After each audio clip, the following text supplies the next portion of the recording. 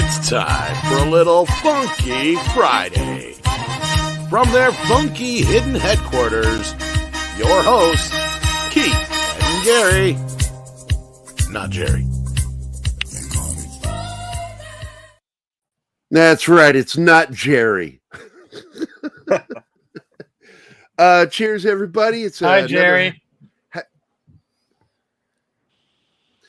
Yeah. Thanks for showing up on time, Steven. Hey, thanks for combing your hair. I let it down because it's just so long and luscious. For all day. But we've got our good mate here from England, Karen Bog from Geekosity Magazine, mate. Should have came later. Karen, I'm so happy you're here. And by the way, Sil Abdul is happy too. He actually retweeted it that you're going to be here today. Oh, bless him. Yeah. Who's getting the uh-ohs? Sounds like a cat. Keith? Is that you? That was Somebody not getting me, the man. uh-ohs? No, yeah, you get that obnoxiously loud one. Oh, it's Fat Steven. Okay. It's not even me. Well, it's sure as hell not Martin. His is in You Mexican. got beat up a lot at school for ratting people out, didn't you? You need like that recess house sash that they had in that cartoon on Disney. Hey, he's Michael Douglas. You're Randall. You're Randall. He's Michael Douglas from Falling Down, man. He ain't putting up with that shit. I also saw your thing light up. That was me. Dick. He's still red. So it's Friday, man. It's the end of the week for most human beings. Those of us that work 7 days a week. I don't even know what day of the week it is, if not for the little announcements on my computer. You have a show today called. And that's how I know what day of the week it is. I'm like, yay! But Kieran, did you think of some things you wanted to talk about today with Geekosity? Because why am I? I kind of, I don't want to push things. I kind of want, when you and Mikey come on, I want you guys to talk about the things that you feel are important to talk about this week and promote the hell out of Geekosity. Yeah. Well, not been covering much lately, but I keep track of what's going on in the trades. Like earlier today, that Netflix show Wednesday got its renewal for a second season. But what about this rumor going around that there's some sort of like fight between, and I'm guessing it's the studio is fighting between Amazon and Netflix over it. Any truth to that? Turns out that was false. Netflix. Yeah, imagine that. Mm-hmm. Imagine false fake news, man. So basically, it's good news for the show that it got renewed. I think it had a really good audience. I mean, I watched it twice. Once to enjoy it, because I actually enjoyed it. The second time to really nitpick the hell out of it. The little things that were wrong with it. Which oddly, my only beef with it structurally, story-wise, was the fact that the thing that always made Addams Family stand out was the fact that they were the odd ones on the block. And now they have a Harry Potter camp for all the weird people. And it's like, so it kind of left behind what Addams Family was all about. Kind of left it all behind. And that's my only big beef with it, is that it left that important little tidbit. It was, I always, what I liked about Addams Family growing up was I understood them, because as a geek, nerd, dweeb, what are some of the other names that we've been called? Dork. Spaz, dork. Yeah. Growing up, that kid that likes sci-fi monster movies and shit like that, we got held apart. And so the Addams Family, especially in the little cartoons that were in the New Yorker, really kind of made me feel at home. I was reading those when I was like 9. I'd go to the library and get that big collection of, it's a book. It was a book that would put out all the cartoons from the New Yorker. They published books with nothing but cartoons, and they would put out one specially for Charles Addams. and I would just read them. That was like one of my first favorite major comic books, was reading Charles Addams, man. And there was something that I think all of us, every single one of us, identified with them being outsiders in the neighborhood, in the world, and they just sort of left that out. And then of course I criticize some of the minor things within the story as far as structure goes and little issues they have with storytelling. But in the end, I still enjoyed the show, and I fucking love the hell out of Thing. Best part of that show, I couldn't. I'm like, oh, good, Thing's back. I don't know about that. Finally giving the finger. Sorry, I would say the canoeing episode in the. Hold on, Steven, hold on.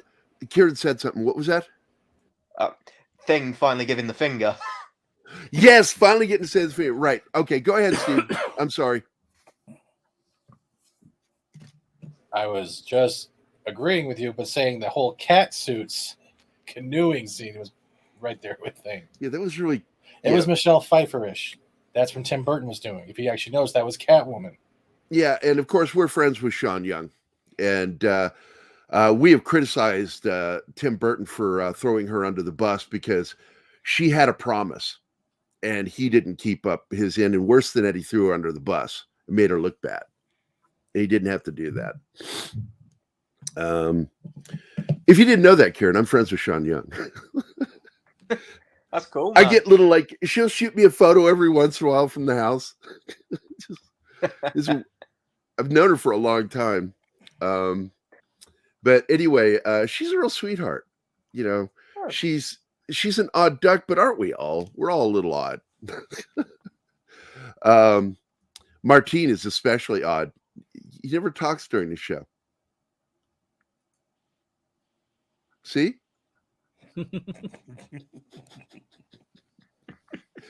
I'm sorry, Kieran. That's just me fucking with Martine. No, don't worry about it. Thing about Wednesday is, I agree with you. It did take the uniqueness of the original Addams Family, you know,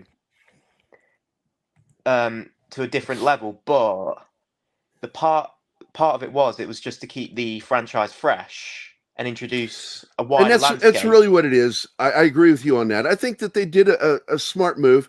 I think that it was kind of weird that they chose to name their school the same school as the American school, when we know that from the Harry Potter series that the American school was called Nevermore. Never knew that. And I thought, being a Brit, it's always been Hogwarts. Yeah, exactly, Hogwarts. I thought it was more of a Poe reference than a Harry Potter reference. It's always a Poe reference. Nevermore is always. I'm getting yelled at. I've been here 5 minutes. So I get back to my corner. Hey, Tulsa King was great. I'll be back in an hour. Oh my God, Steven. Wait till the actual hour where they doesn't dick with me.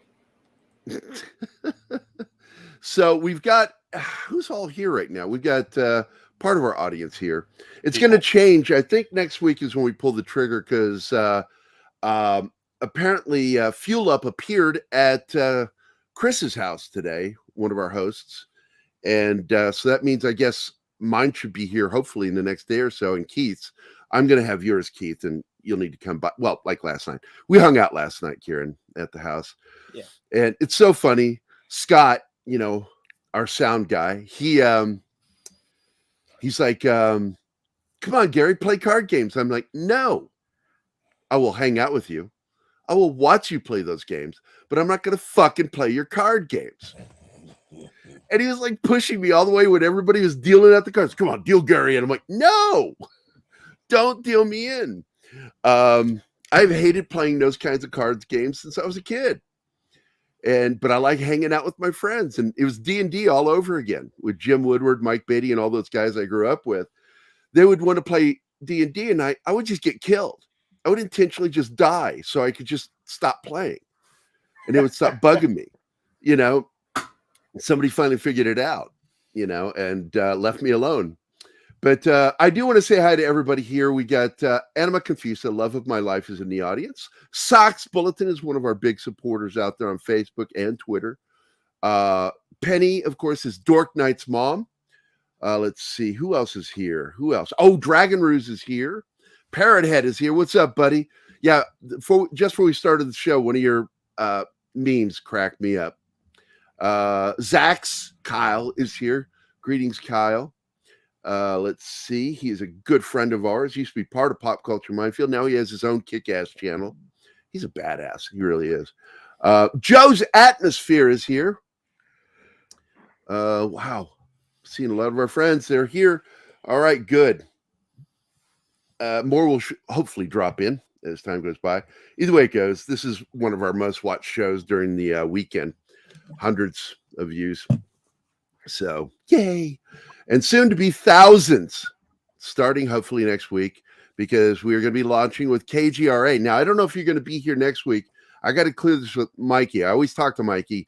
Mikey told us that you would be here last week and this week. And then I guess he's planning to be here next Friday. Okay. But the whole point of this is as we reach the greater audience with KGRA Radio, introduce you guys to a whole new audience, Geekosity. Because we got people who aren't normally our audience that are now tuning in to listen to the crap that, well, I spew. And boy, does he spew. Oh, spewing. Yeah, look at that face you made, Kieran. Fuck you. Kieran, I like you more and more. But, and I always point this out. The thing I love Mikey, but Kieran has this, he's like magical. There's something magical about him. I believe he's part leprechaun. Okay, Gary, Hogwarts I ain't is got fictional. no Lucky Charms, pal. Lucky Charms. He's after me, Lucky Charms. They're magically delicious. But no, since I met you, man, you would just like, I don't know, you always put a smile on my face with something you say, something you post. I'm like, this guy is just such a sweetheart. And you're one of those rare breeds where it's like, I imagine that you fart potpourri. I'm sorry for his fetishes. Yeah. I don't think my lass will agree with you on that. But you're just a delightful person. I know I say that every single time I see you. I fucking mean it, man. You're just absolutely one of my favorite human beings on this planet. Feelings more than mutual, pal. Thanks, mate. I appreciate it. So then maybe we can talk about some of the things that hit. And I know that you don't align with us. And I'm telling people right now, don't ever judge this guy as being one of us assholes. He is not. Kieran is here because he's a friend of this show and he's a friend of mine.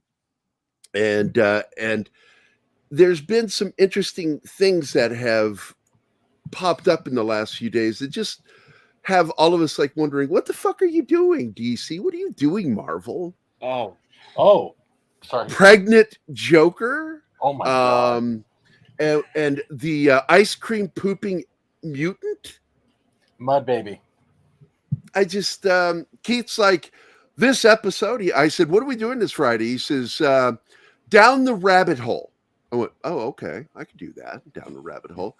And the specific thing was Pregnant Joker and ice cream pooping X-Men. Her name is Soft Serve. What in the living fuck is going on? Can we just highlight one thing? There is a literal panel in that Joker comic where what is it, Atomic Face or Black? What is his name? The dude who got affected. He's literally under the gown. Between Joker's legs on stirrups. Got the Joker in stirrups. Like, what the fuck is he looking up? But this is, let's take it out that it's a comic book because they passed this. It's not about if it's a mud baby or not. What they're trying to do is normalize an underlying message to a younger generation. And that is that supposedly men can get on stirrups and out a baby. That's what the push is here. And it's ironic because my daughter, because I raised her by myself for years, believed she was a butt baby. Because she asked her, she didn't know her mother. So she's like, how was I born, Dad? I said, I rolled over in a wet spot, got pregnant, and 9 months later, I pooped you out my butt. Yeah, that's right. You're a butt baby. Can we agree? She believed that, Kieran. Can we I agree didn't know how to though? explain it to her about the ugliness of what happened. You don't want to. Can we agree that Arnold Schwarzenegger and Danny DeVito did it better in Junior?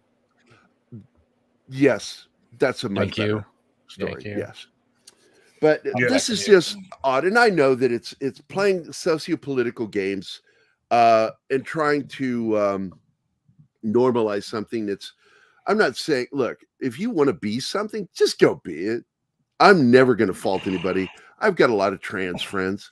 I'm all for them, man. I'm all for them. You have a happy life. That's the wonderful thing about America in particular. I don't know if you know that, Karen, is the individual right to pursue happiness. And that's what it is. But what is not a right here is to force other people to accept what your happiness is. Just don't do that. You leave people alone. Let them have their lives. I agree. The thing is with putting this in pop culture, I prefer to stay out of that whole conversation because there's points on both sides, but I prefer to just stay out of the argument because I'm not an argumentative person. I don't like. Yes, you are. Yes, you Am are. I see you trying to get a rise out of that. I'm sorry, that was funny. No, and I get where you're coming from. Because I when it comes to the people in my life, my personal life, I defend them to the hilt. I am one of those people that supports the gay right to marriage. I just don't support forcing a religious institution to do it. I believe that that's religious institutions are private in their own way, so they have the right to do something or not do it. But civil marriages is, it's fucking 100% great. Go have a civil marriage. And I don't think anybody should infringe on another human being's right to want to be miserable. Oh, that's my statement about marriage. Because I think that, and I've said this numerous times, Karen, that I want gay marriage because one day we're going to get the single greatest television show ever made, Gay Divorce Court. It's going to be amazing when they do it. Nice. Like everybody's gay and just like snapping fingers, everything. You'll have bears in there, big hairy guys. And then you'll have like the typical ones that are friends of mine that stand like this, like, do you even know what you're talking about? And then of course you get like my former roommates who just, you would have no idea that they were, sitting down talking. And then it's like halfway through the conversation, you go, wait a minute, you two are an item.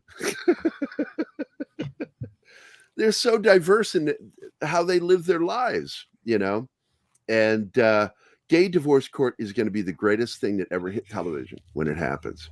You watch. You send me a link and I'll watch it. When it happens, we're going to be rebroadcasting and doing shows about that show because I'm telling you, all my gay friends are hilarious. They are.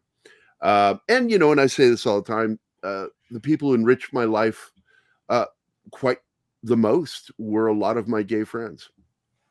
And they taught me, all my gay men friends, if you're going to throw a party, never invite a lesbian.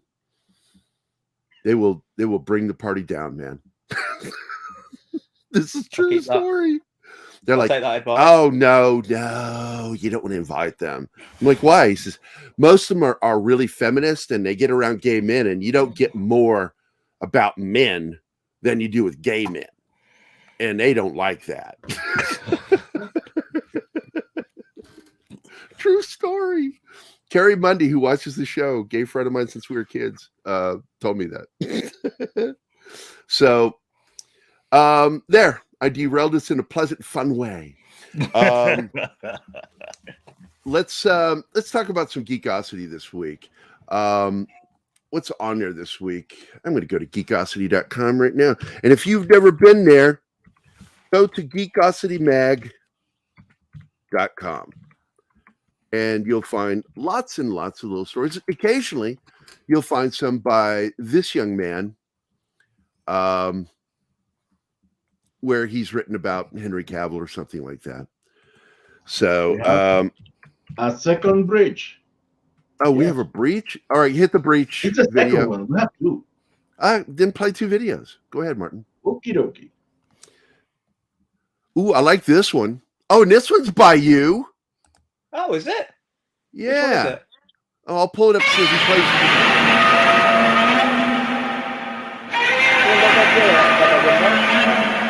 Are you going to play the breach videos, Martin? What? Is that it?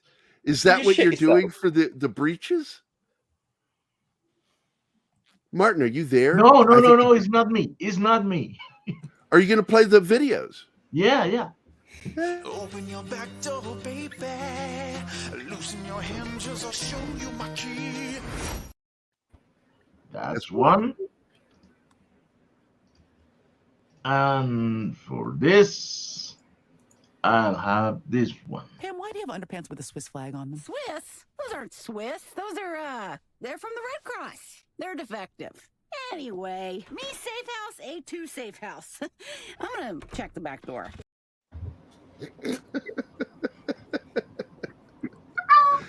I fucking love that show. So let's see. Geekosity Mag cover story. Number 1 story. Look at that, Kieran. Ah, that's the one. Yep, I was talking about that one last week. That's right. So let's dig into this. What's going on here? Well, so rumor has it that the villain for the next Godzilla vs. King Kong film will be, and given I don't know my kaiju that well, this was new to me. This finding out who this character was, and I couldn't believe that they existed. Space Godzilla. Yes. Dude, I called that without anyone telling me I called that. I said space. I did last week. Go look it up. I called that. Space Godzilla. That was what, 1990? I think I was in the Army when it came out.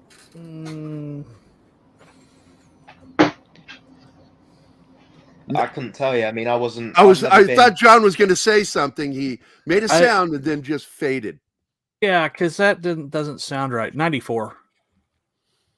Yeah, I was in the Army. It came out between 1990 and 1995 when I was active duty. Yeah. So I just remember being on post and getting to see it. This is going to be interesting. I wonder how they're going to explain him away in the new series. What have you heard?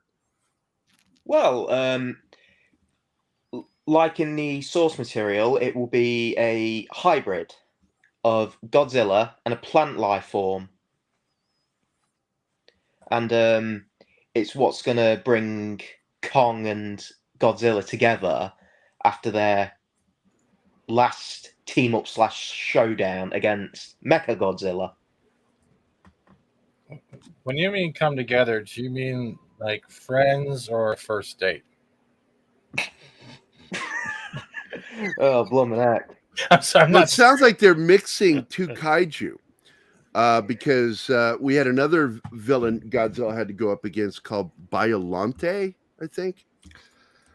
Oh, Biollante is slightly different and not really plant. It's more of a biocrystal. Oh, okay. That Space Godzilla is mixed with. I just remember his spikes were all more pronounced and they glowed and shit. It was a really cool looking costume. It really was. I love kaiju.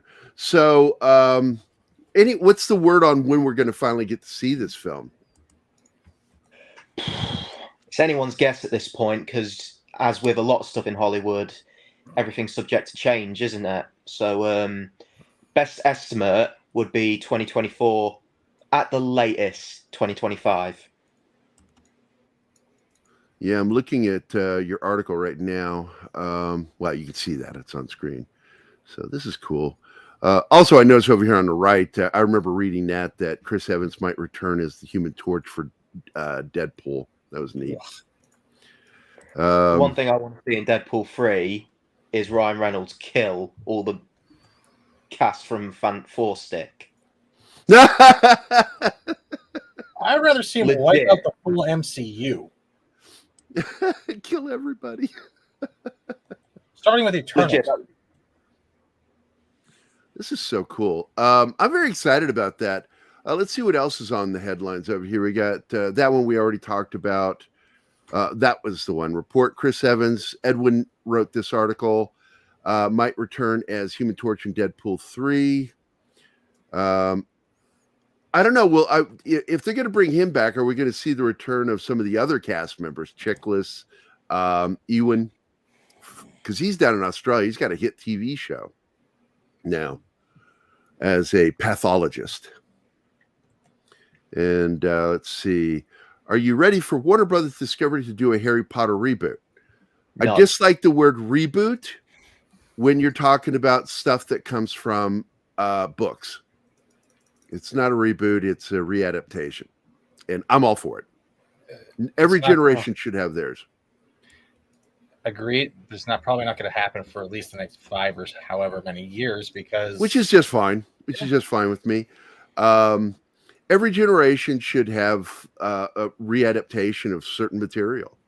I mean, comics have been readapting itself for decades. Like every 10 years, they would start the cycle again with certain characters. Keith, you remember that growing up? We'd just see that. Yeah. I mean, it was part and parcel what you accepted about comics. Yeah. You know, something to keep everything kind of fresh. But sometimes it was really cool, and there were times when doing that was, not so much. So. What do you in England think of this with the reboot of this? Are you Brits down with the sickness, or are you like no way, man? I'm sorry, no way, mate. I can't do that. That's the original. Because you grew up with it, buddy. Oh, I did. Thing is, I love the Harry Potter films, but my fiance, she is obsessed with the books, the films, everything. She loves them. And when I told her about this, she hit the roof. In a good way or bad way? Bad way. Uh-oh. Yeah, I mean, because upon first glance, we think, are they starting them again? New cast and everything. Starting with the first book again and right. Doing that to us, that'd be kind of sacrilegious. May I jump in? Yeah.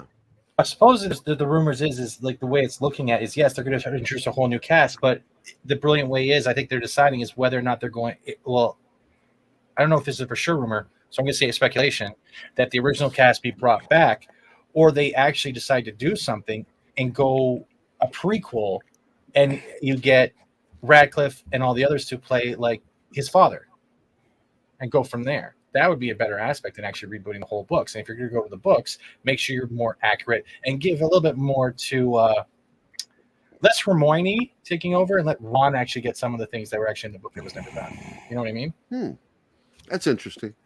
One thing I look at here is I like the idea of the rumors that the original cast would be returning as adults with their kids. Mm-hmm. And in that's not technically a reboot. That's a continuation. Words are important. Words are so important. And so the English know that as well as anybody. Words are important. So always choose your words wisely.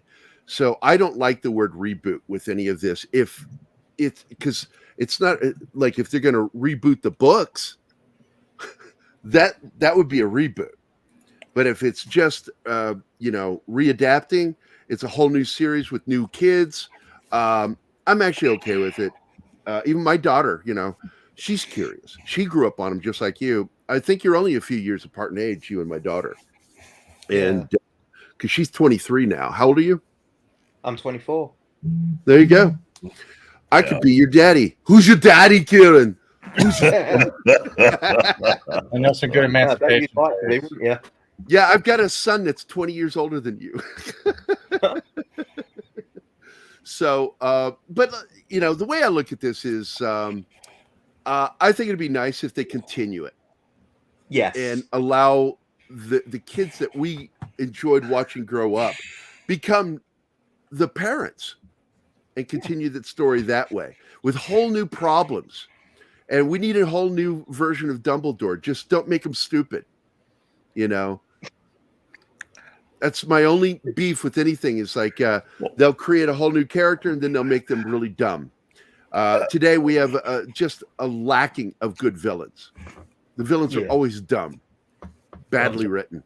I agree with continuing. Personally, that's what I felt they should have done with Buffy.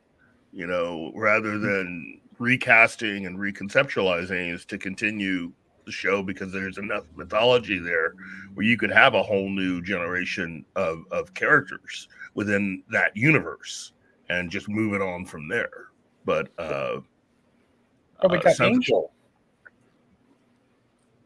Well, yeah, but I mean, given where the story left off, I mean, the end point was something that Whedon had already done with Frey, the Frey character in comic, which is where the Slayer's weapon came from in the final few episodes. That was also meant to signify the end. I didn't know that. So that was from the comics. First. Yeah, that's the first time you saw that weapon was in the comic that was put out almost a year before the final episode. And so that the really big fans were really excited the first time they saw that Buffy with the weapon, because that meant that Frey was true, which means that there's going to be a future where vampires no longer exist. And you were on the road to that. Huh. Okay. Well, I see. I kind of get that, and I think that I bet your fiance would probably really like that they continued the story, right, Kieran? 100%. Thing is, with our generation, we grew up alongside the cast because same age. We sort of went through the adventure with them, you know, because watching the films growing up, we grew up with the cast, and it just really spoke to There's us that kinship. There's a lot of that. Yeah, I totally get it. You know, and you know, there's so many products sold to your age group. I mean, my daughter walked around with Harry Potter crap on all the time. Well, until Twilight came out, and I hated that fucking thing. Oh, I'm team whatever, you know, and I'm like, really, are they teams? But the fact is I was right there, you know, because like one of the first movies I took her to was Harry Potter. You know, in fact, okay, the first movie I took her to was a fuck up. It was a complete fuck up on my part. I took her to see Old School. Was that it? Or Back to School with Will Ferrell? I thought it was going to be a cheeky Will Ferrell comedy. I had no idea it was going to be raunchy. I grabbed her by the head and I just ran out with her going, oh my God, oh my God. I made a mistake. That was the first film. Then I took her to Harry Potter. And she, like you, she grew up alongside those kids, you know? And so, yeah, there's this identification, really. And this falls under the auspices, really. And I'm saying this and recognize what I'm doing here. This goes right along with traditional comic fans that grew up on comic books. And you get these assholes, are you ready for this, Kieran? That would turn to you and your fiance and go, hey, this isn't your Harry Potter. Tell me that wouldn't piss you the fuck off.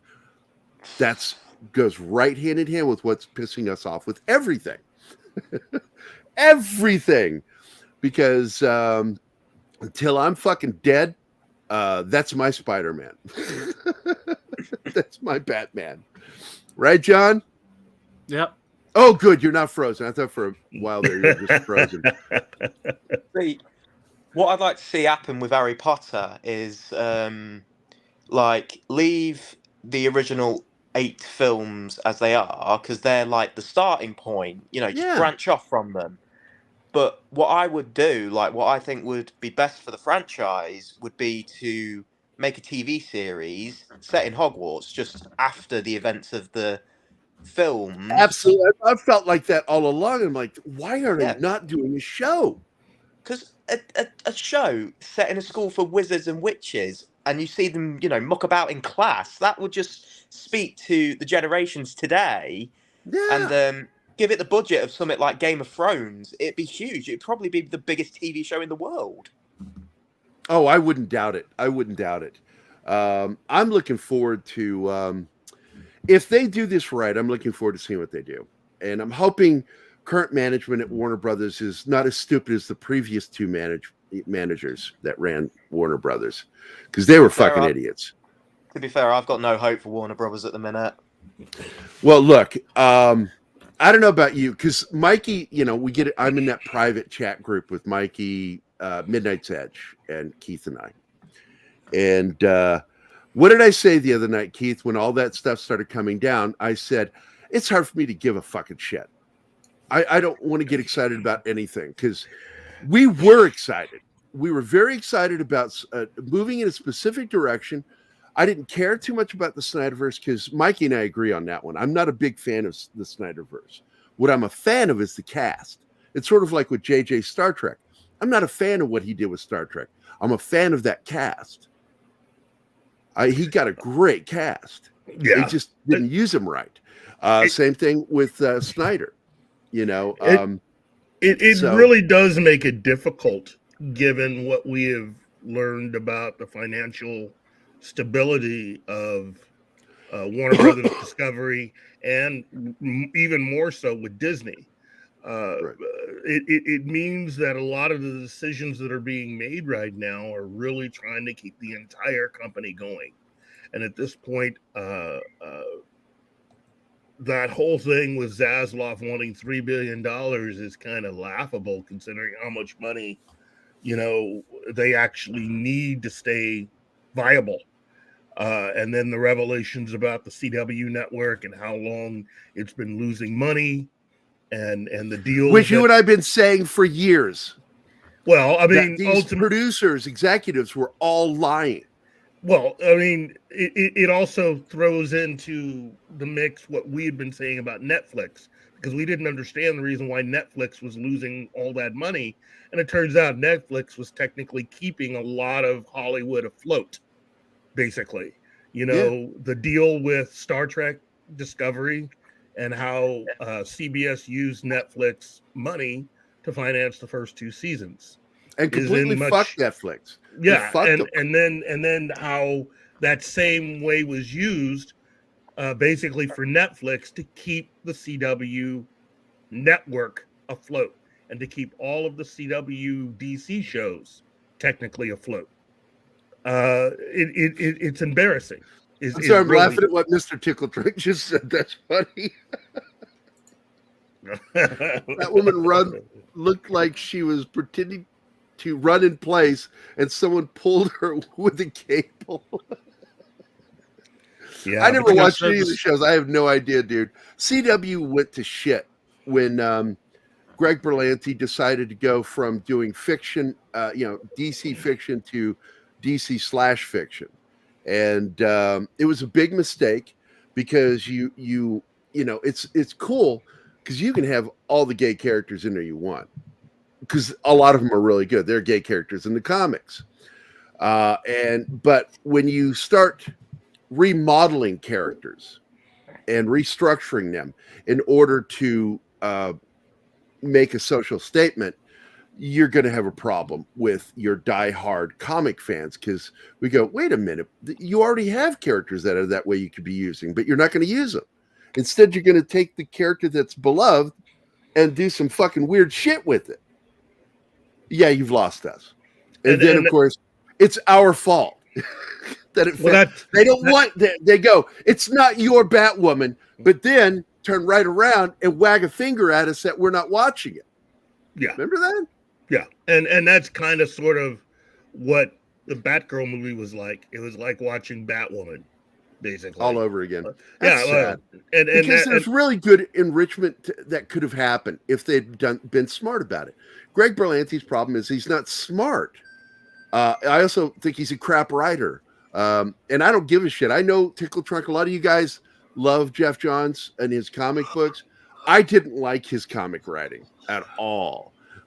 Keith too. Keith liked his stuff. Green Lantern. I'm like, his problem is a systemic problem. It's called systemic bad writing. I like good writers, like Chuck Dixon. But what was that? Fuck you, Steven. I know that he's telling me I was. That was Martin. That was Martin. Yeah, that was Martin. No, what are you talking about? Oh, Martin.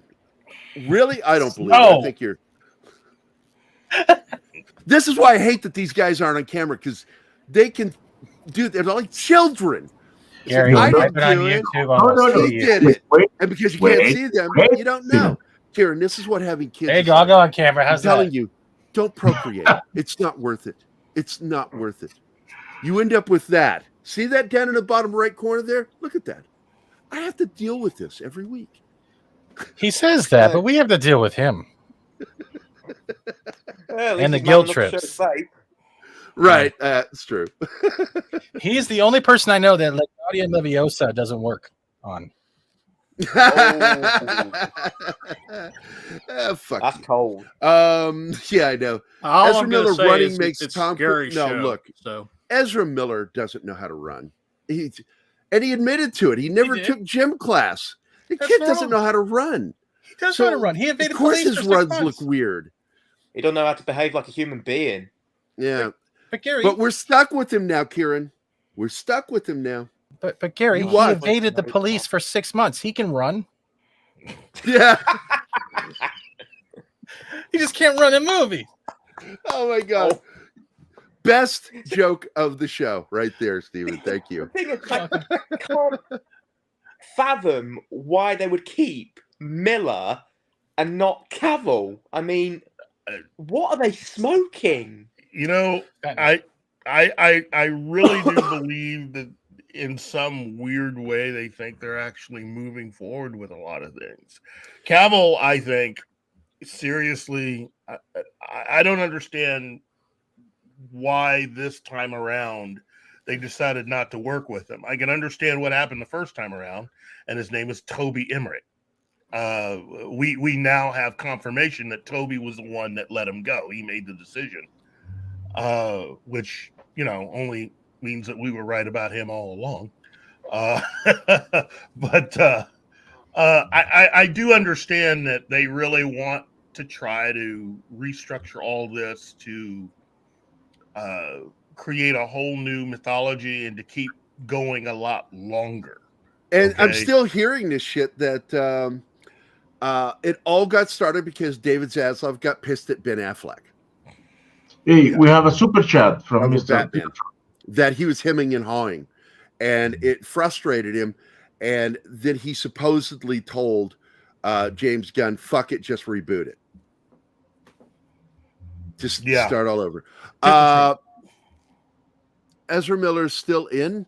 Why believe Variety? I don't believe a fucking thing Variety says. Yeah. Look, we proved it on this show that every single major Hollywood rag outside of Film Threat, which is owned by a friend of ours, it's a shill. They take payments from studios and networks. So, yeah, man, I totally agree with you. Thank you for the super chat on that, Mr. Tickle Trunk. And for you, you get this very special Blade Runner moment. You're reading a magazine. You come across a full-page nude photo of a girl. Is this testing whether I'm a replicant or a lesbian, Mr. Deckard?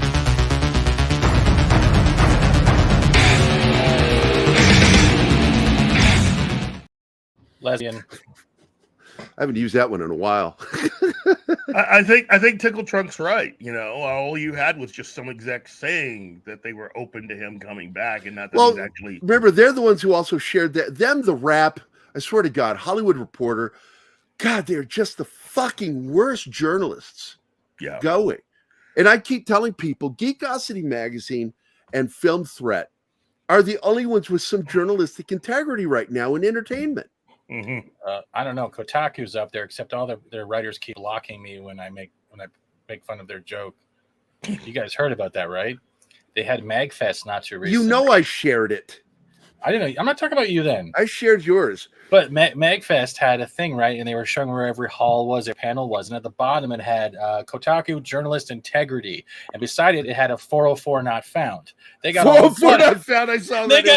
They got butthurt. And then I quote tweeted the guy. He blocked me. And I'm, see? No integrity. Yeah. There you go. Sensitive. For me, the only integrity we got these days is Tegrity Farms. You got to know South Park to know that one, Karen.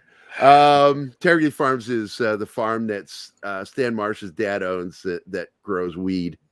Integrity Farms. You want your weed to have some integrity. So I know some people jumped in, so I want to say hi to them real quick. We're coming up to the end of the first hour, and Kieran, absolutely, I thank you so much for being here. But I know you had boxes to move or some shit like that, and it sounds like you're having a tough relationship with her hitting the roof over Harry Potter. Are you okay? Do you need a safe space? Oh, no, we're fine. We're absolutely fine. I'm messing with you, nice Marvel reference there. Oh, hold up the sarcasm sign because I am shit at it. Oh man, let me tell you something about sarcasm and me. I am deathly afraid of nuns to this day because they could not tell when I was being sarcastic or when I was being genuine. So they just would hit me whenever I said anything that was emphatic. Wow. They would just John, don't even act like that wasn't you. No, that was smiling. See, he's smiling on camera. That's like it's busted. Yeah. Oh man. I want to say hi to, of course, the lovely and amazing Magitech Mags is here.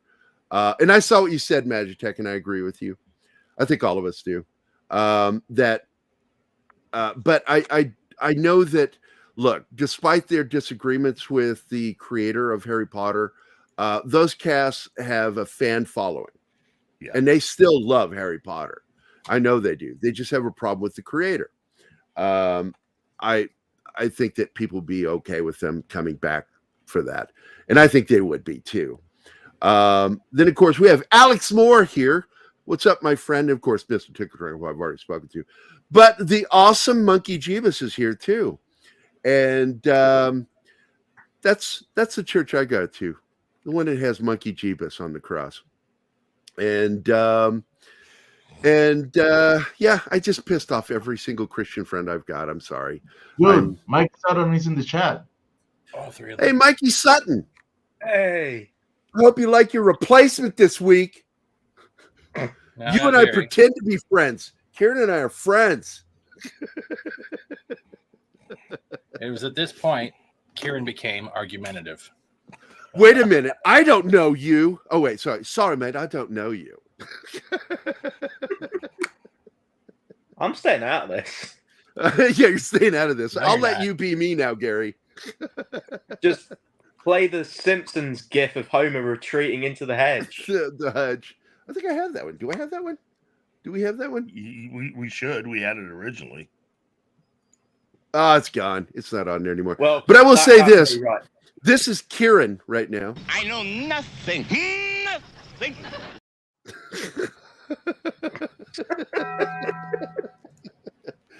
Well, but again, Kieran, I'm not going to make you stay. I know you had some stuff you wanted to do today or needed to do.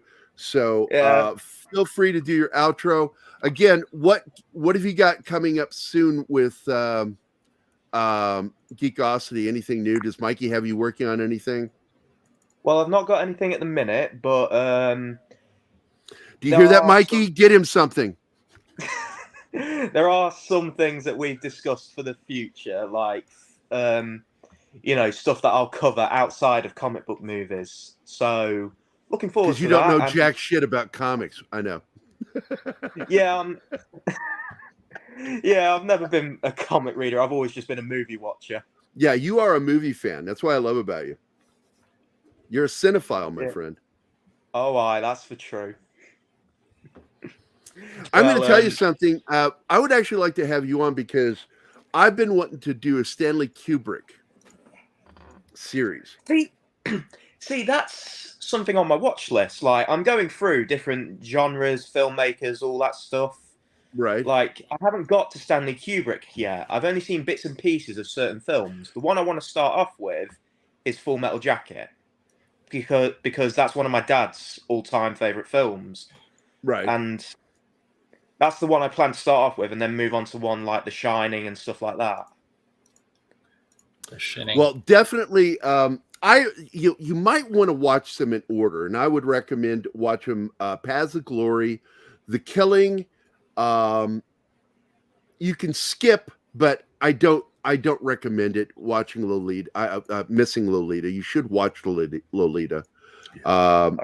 It's a good film, despite the subject matter. And then 2001: A Space Odyssey. I don't recommend Barry Lyndon, because if you really want to know his work, I don't think Barry Lyndon is that great a film. And I'm being absolutely not savage, honest. I think that the movie The Duelists by Ridley Scott was a better film. Yep. Shot for the same reason, shot the same way. They borrowed a lot of the techniques for that film. But they actually used natural light, whereas in Barry Lyndon, it was replicating natural light. And he found a very clever way of doing it. And then The Shining, and end it with Full Metal Jacket. And I don't really recommend his last film. I don't think it's very good. With Tom Cruise and Nicole Kidman. I just didn't think it was very good. All right, I'll keep that in mind. And skip Spielberg's version of a Kubrick film AI. too. I didn't think that was very good either. AI was Which just one was that? Yeah. But those films, the ones I just named to you, are the films to watch, and watch them in that order, starting with Paths of Glory, followed immediately by The Killing, followed by Lolita, then 2001: A Space Odyssey, skip Barry Lyndon, and go straight to The Shining, and then Full Metal Jacket. And that is absolutely film school. That is film school right there, those movies. How about Mechanical Mechanical Orange? What was that? Why not Clockwork Orange? Yeah. Oh, that's on my list, 100%. Yeah, I forgot that one. Yeah, I forgot that one. His adaptation was really good, and it came on the heels of an actual assault of his wife. And that's what inspired him to do that, Clockwork Orange. So, yeah, it's a great film. Yeah, thanks for bringing that up, dude. I did forget that one. So throw that one in there right after 2001, then Shining. Mikey brought it up and first. Who did? Mikey 12 did? Angry Men. I see that in the comments. I watched that. I loved it. Great film. It's a play. That's my problem. If I want to go see a play, I'll go to a play. I like the old. It was the flaw of the movie Rope with Alfred Hitchcock. Although I enjoy the film, and it did something nobody had ever done before called real time, shooting a film in real time. But by doing it, also what they did is they just made a stage play into a movie. That's all it is, a straightforward stage play. One set, one location. But anyway, 12 Angry Men, one of the greatest performances, Lee J. Cobb and Henry Fonda, both of them, knocked it out of the park. You just don't get better than those guys. But anyway, thanks for being here, buddy. Mikey Sutton, get him something to do, for God's sakes. This guy's a great writer. I love your journalism, buddy. Thanks. It means a lot, dude. Where else can people find you? Porn shops? Baby shops? GMV? Shops? Yes, I'm messing with you, Kieran. I know you are. I know you are. I was just waiting for you to say it. Okay. You know I'm going to admit to it. So anyway, buddy, thanks for being here this week, and look forward to the next time. Man. I'll get with Mikey and we'll figure out when he's going to come on next. And whenever he's not going to come on, you are Mikey Sutton's replacement. You're his kick-in. I'd actually like to get both of you on at the same time, see what happens. That'll be a first. I've never been on the show with Mikey before. Oh, I'll tell you what. We'll do that the next time he's coming on. I'll bring you on with him. And you guys can both deny knowing Gary. Yes, you can absolutely shit all over me. He likes being in German films. Yes, I'm a fecophiliac. Everybody knows it. We'll call him Soft Serve. Soft Serve. No, I think Shizer Koze works. Or Shizer Soze. Well, I'm going now because that's it. All right, buddy. Thanks for being here, mate. I'm so grateful that you showed up, man. Hey, always, buddy. All right, have a great weekend, mate. All right. Have a good bye. Have a good live stream, guys. Cheers. All right, guys. Now it's time to show I love Kieran. He's such a sweetheart. He really is. He's a good dude. I hope his fiance knows just how fucking awesome he is as a guy.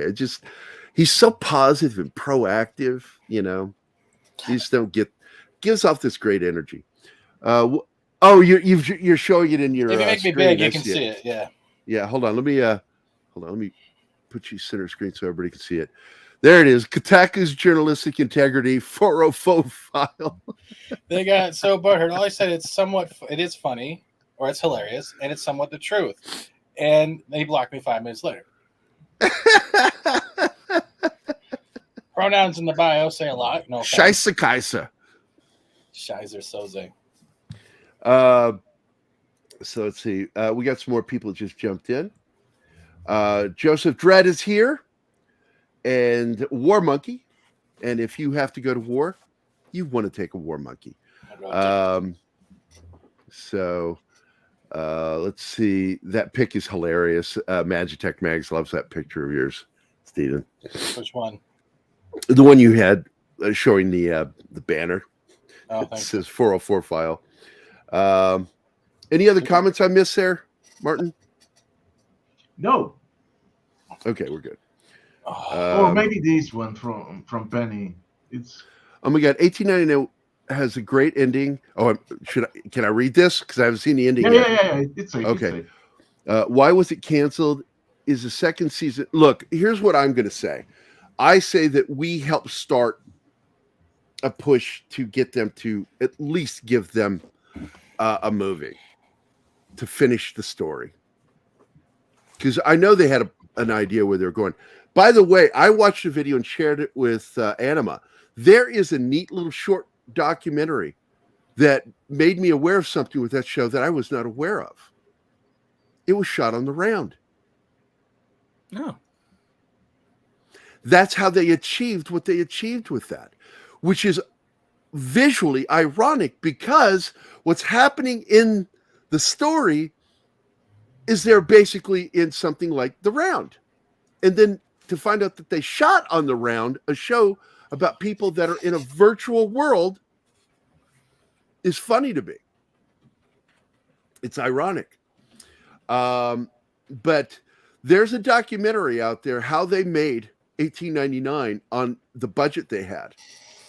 And that's how they did it. And once again, this is all thanks to George Lucas. People don't understand that George Lucas isn't a great writer. He is a great idea guy. He is a genius when it comes to ideas. And if not for him, we wouldn't have the HD cameras we have today. That's true. That's a fact. He's the one who established what became Red. Industrial Light and Magic. George Lucas's Industrial Light and Magic, which was his creation, has been at the forefront of cinema technology on almost everything. Wow. So, I lost a little bit of internet there. What was that about? So, I just looked up and all of a sudden I've got it's like when you've got signal on your phone, it's got the little signal, 3-bar signal thing. And it's like, I'm not on Wi-Fi. I'm on fucking direct cable. Oh yeah, here we go. Don't remember to do it during the radio show, but you remember it on here. Hello, good evening, and welcome to the middle of the film. Gary? Yeah. You can fuck off. You can fuck off. Look, this show, this video sums up doing this show for me sometimes. Human sacrifice, dogs and cats living together, mass hysteria. That's what making the show is like for me. Also, doing a show. You keep using the word. I don't think it means what you think it means. Yeah, because I don't know if we do a show. I don't know what we're doing. But it's entertaining, and I love our chat. It had an echo because somebody wasn't wearing a headset or something, and it'll happen every once in a while. I'm assuming it's probably Martine, because it's happened with Martine every once in a while because he can't wear his headset right now. We got to get him one of those. What are they called, Martin? That attaches behind your ear. The bone headset, yeah, that conducts sound through the bone in your skull, and because he had a bad bout of tinnitus, and wearing a headset can actually trigger tinnitus really Who bad. came up with that idea? I wonder. Somebody with tinnitus. No, Thank you, Gary. I love being third co-host. I recognize nothing I say. Sorry. But that's neat. What do you guys think about that Godzilla news before we move on to DC and Marvel again? Depends how they pull it off. Well, I have a confession to make. He kind of told me last week. Yeah, I know. You told me that he had told you, and I told you. Oh, okay. Yeah, because yeah, you didn't tell me, and you were good, and I like that. Yeah, it's Kieran is very tight-lipped. It was nice that he actually took you in that quickly, John. Yeah, he fell for your bullshit. Yeah. And that's the everything come out okay? So I was watching Disney. Oh, sorry, you're watching Disney. So yeah, the only thing that was missing last night was you, John. That would have been fun if you'd been here. Would you have played? Last night? You like playing gaming. You like gaming, right? Oh yeah. Yeah, you would have played. Yeah. And I told Scott, I really appreciate it. Scott wanted me to be there because it's his brother's birthday and everything, and I like his brother. And Scott promised not to hold that against me that I like his brother, but he knows that I don't like being around people for very long, and that gaming, I just fucking hate card games unless it's rummy or blackjack. After that, I don't like playing poker. I don't like playing Texas Hold'em poker. I don't like playing anything except for those two games. And when it comes to RPG, I'm the fuck out. I am not interested in RPG unless it's Blade Runner. It's got to be a world that I want to fucking pretend I'm in. What did she just say? Put that back up. What did she say? He didn't miss me because Keith was my stand-in. Yeah, and it's so funny because Keith and I snapped photos of each other at the table. I snapped one and posted it in the chat, and he replied back with a picture of me and Dawn, Scott's wife, because we were sitting next to each other at the table. That was fun last night. That was fun. Remember what? Well, it is a 2-hour drive for me, so I need some lead time. Yeah. And a place to crash. Well, unless you want to do the hotel like you did last time. You're good enough friends with Scott. You could stay here, or you could crash it at. Oh, that'd be funny. Ask Keith to not tell Mel, and then dress up like a homeless guy when she wakes up, and just start wandering through the house. No, that's okay. I value my life. Thank you. Just make sure. I love that when that incident, because Keith and I were we doing a show or were we just talking? And some homeless dude wandered into your house, and Mel starts screaming and hitting him with a broom. Get out of the house. Get out. Yeah. That was some crazy shit. That was crazy, man. I thought you were fucking with me when you told me, like, what? No, really? Oh, shit. I just like cat ears. I did find BT elf ear headphones I might buy. Oh. Okay. I don't. Does that mean anything? Bluetooth. I don't know what that means. But you are talking about BTT is the bone transfer, right? The BTT no, BTT is, but BT is Bluetooth. So it still works the same way. So I wouldn't use that. That was magic. If I had the bad, my tinnitus doesn't get irritated by this at all. Mine flares up for other reasons that I still don't fucking understand. And I think it's a certain tone will get hit and it'll trigger my tinnitus. And You mean every time you try to tell a joke? Mags was talking about getting cat ear headphones. So what does that mean? Cat ear headphones? I don't They've understand. got cat ears on them. They're up here. Yeah. I got my niece one. They've got cat ears. So they play sound out of the ears? No, they're regular headphones, but they've got cat ears, and the cat ears usually have LEDs. Oh, so it's gay. Okay, I got you. It's pretty much for aesthetics or to look cute. A lot of female streamers use them. Yeah, so they well, help. absolutely. Magitech Mags knows she's adorable, so It's better to wear the ears than a Bluetooth butt plug, let me tell you.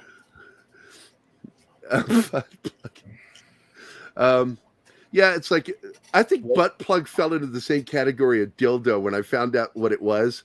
I was a kid, and I'm like, what is that for? Does it keep people from pooping? I don't understand what its function is. Because everything had to have form and function to me as a kid. Nothing made sense to me. Dildos made no sense to me as a kid because, but there are penises in the world. I would understand it if all men died. Why does a dildo have to exist? I was really. Picture this. Imagine mistaking a Bluetooth speaker for a butt plug. You're wondering why you're hearing someone's ass. I keep hearing the Beatles. What the fuck is going on? Come together. Why is my ass singing? What? JBL. Hey, Jester. Another bridge. Backdoor Gary could use a pair of cat ears. All right, go ahead and hit one, Martin. Do it. I'm on it. Strong. I'm gonna go check the back door. Back door. Back. Strong. Yeah. You liked it so much you hit it twice. Anybody else join us? Let me see. Oh, Arlena's Jester of Sin. That's right. They just joined us. So welcome to the show. All right, Keith, lead us down the rabbit hole. Let's go. We're in the second hour. Okay.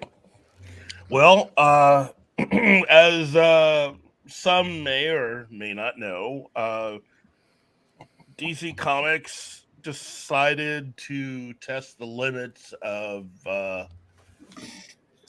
common sense and taste decency by having the Joker basically be pregnant. Don't even ask me how that one worked out. I'm just reporting it. And not just pregnant with Clayface's baby. Oh man. A brown baby. Mud baby. Yeah. But dirt brown. It really was just something that I think is more of a stunt than anything else. But when you add it into what Marvel's been doing with the X-Men and the fact that you have a mutant called Soft Serve who basically the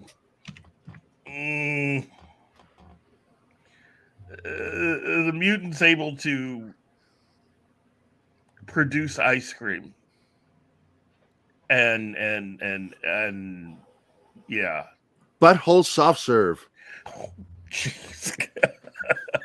Reminds me of that cut from Me, Myself, and Irene where he's taking a shit in the front yard, and right when he's squeezing it out, it cuts to his police captain serving up some brown soft serve ice cream into a cone.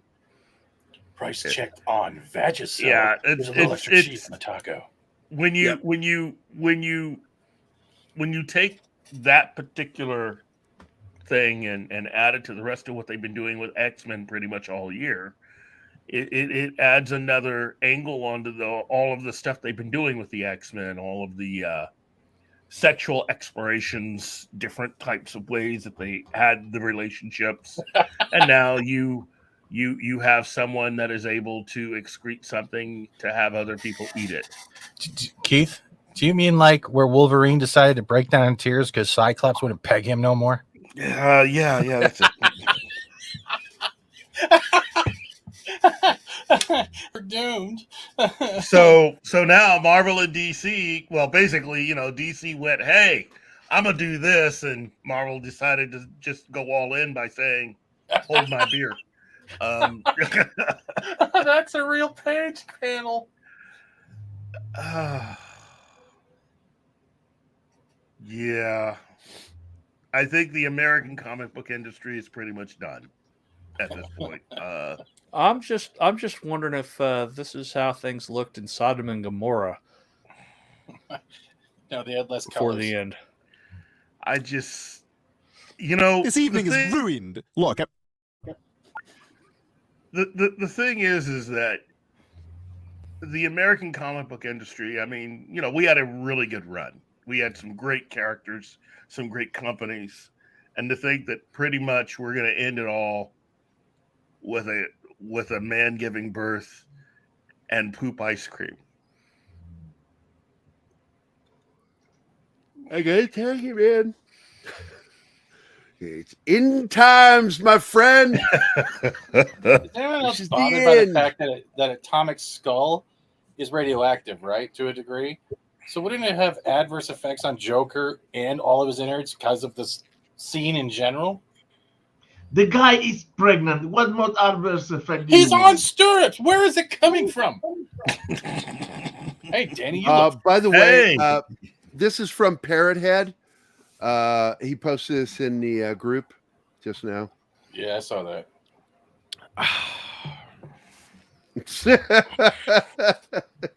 Fuck you, Parrot Head. Oh, jeez. Hi, Danny. Hola.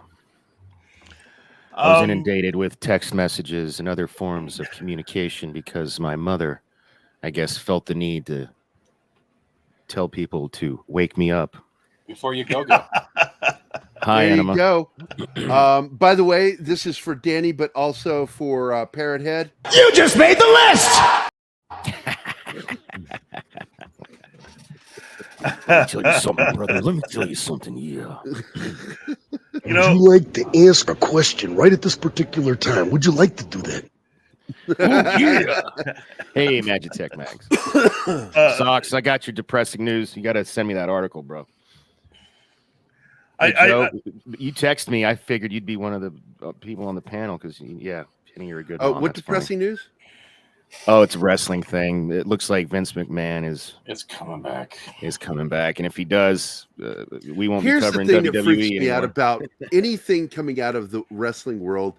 You never know if it's there as a fact or there as Right. part of the entertainment. You don't know if it's a work or a shoot. That's what Exactly. You don't Yeah. know. Yeah. So was the whole thing with him, Vince McMahon, just part of the show? No, it was real. I mean, he's it's $20 million worth of hush. Like, dude's delusional. Like, I like it. The you got to press be release- crazy to run that. Okay, Joe, it's excused then if you're working on a commission. That's why I was sleeping, because I was up till 7 this morning working on stuff. The press release he sent to the board of directors, it was literally like a ransom note, like a hostage. Like, I don't see how it's legal, because he was like, look, your TV deals are coming up for renewal this year. I'm the majority shareholder. I'm not going to approve anything unless you put me back as the executive chairman or whatever. So, like, I don't even know how that's legal. That sounds like extortion or like blackmail or something. But it's because it's legal, I guess, because he owns the majority of the stock. Yeah. So There's only one thing that'll save the WWE right now. Here comes the money. Here we go. Money talk. Here comes the money. I couldn't. Don't give me claim. Don't give me claim. Don't give me claim. Don't give me Yeah, claim. that's too much, man. All right. Yeah, The reason is nobody wants Shane McMahon back. He just wants to make sure that all the investments in new advertising, he sees that he gets enough money out of it. I think he wants the more. I think that's what he's wanted more than anything. But at the end of the day, it's Vince, and he comes back more than a joke about Anne Hesh. Oh man. I'm out. Hey. I'm in. Something just got sent to me. What is this? Claude David Valero just sent me this. Let me share this. Share screen. Chrome tab. Can I say never forget July 6th? It's an I important think they day. could invent a fucking microphone cord that doesn't get tangled on itself. I hate this shit. Or headphones. I've got a ring here in my head. that will never go away because it's gotten tangled up so many times. So here it is. What is this? Anybody else just know what pulled this it is? up before you. Yeah, because Claude just sent it to me over on Facebook. Apparently, there's a new project that Favreau and Filoni are working on called Ghost Track 17. That's the working title. We don't know what it really is. Man, What you the know what fuck? they need to make? I read this book once. I'll have to look it up, but it was like it was Star Wars meets like aliens meets zombies in space. So like there was an abandoned ship just floating adrift full of stormtroopers that Here it had is. somehow become zombies. And that book was riveting. I read it like, gosh, probably 15, 20 years ago. And I've always thought they should have made something about that. It does say that it's possible that it's just the 4th season of Mandalorian. But I'm hoping it's something new. This sounds like they're just trying to create buzz about something that's already existed. Well, that Favreau is involved with it is almost a miracle at this point because he came so close to quitting because of Kennedy. So this is interesting. I'm curious what it is. I guess we'll find out with time. Yeah. Thanks for sending that to me, Claude. Gun can't pull Favreau. What is that? Gun can't pull Favreau away. People are delusional about that one. Or you mean if Gunn can't pull Favreau away? I don't think Favreau wants to because he's such a dedicated Star Wars fan. That He is a Star Wars fan. Yeah, that's what I just said. He wants, and no one, no offense, when it comes to your childlike dream, especially getting to actually handle something that you never thought you would, you're going to stick with it. So, yeah. It's like, I don't know. It's like being a kid that loves Charlie's Angels and then meeting and falling in love and marrying Farrah Fawcett while she was still hot. That's what that's like. That's what being a nerd and working on Star Wars is like. Yeah, look, being someone that can have a dream, chase a dream, achieve a certain amount of that dream is great. But it really does depend on the people who you work for and how well you're treated. You can only do so much until it's time to let go. Right. You know, in many ways,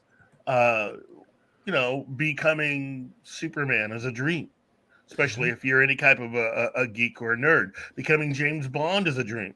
But you could let those go depending on how your working relationship with the people that you'll be working with or who you do work with goes. Yeah. And then in such case, you can just leave it behind. I never said that Favreau was leaving. All I said was depending on how everything goes with Disney. And again, Disney has a lot of financial problems. You never said he was going to leave, but you know that there was a lot of people trying to entice him over, and he wanted. At a point, we know that we heard the rumors coming out that he just he left Boba Fett, walked away from it to go work on Mandalorian. He was done. Yeah. He saw what they were doing, and he's like, "I want no part of this." And what did they do? They put his name all over it. And while Kathleen is leaving, she is moving on. There is no guarantee. Is she dying? No. Oh, you mean just taking a new job? She's retiring from working with Disney. That does not mean that the people who are left behind are just going to let that, let Lucasfilm just sort of go back to being the way that we wanted to be. There's a lot of layers and a lot of people that have been let inside of Disney that is not going to be very easy to extricate those people from. And many of those people are a little younger than Jon Favreau.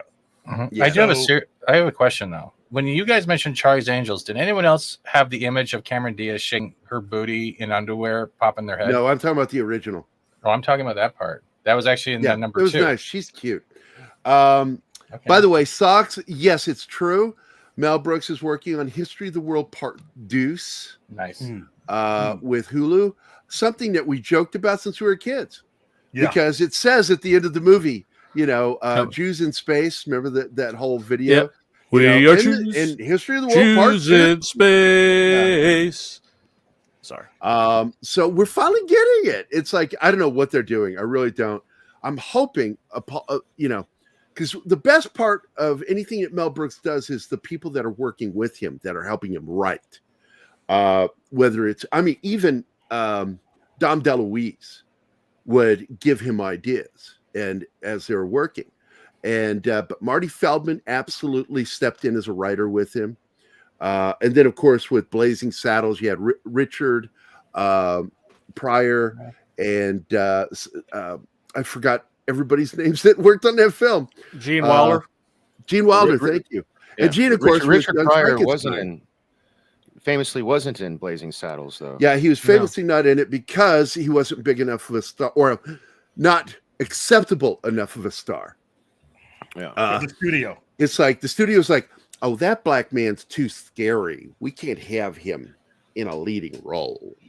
Also, I found that book I was talking about. It really is a good read, and I don't know if it's official. I mean, I guess it has to be, but I put the link in the chat. It's actually called, it's not, pretty on the nose, Death Troopers. So Death Troopers. Also War Monkey. Yeah, he's been around. He was on with us just the other day, Wednesday, for UFO Wednesday. And he actually jumped in the after show. Yeah. So yeah, he's around. I don't know what's up with him, with his work or anything, but he's definitely around, War Monkey. He's definitely around. And then what do we got here? That's not confirmed. That's rumors of people who want there to be drama. What are we talking about? He's still talking about Favreau. I think. Oh, okay. Have any of you guys seen Megan yet? No. Megan.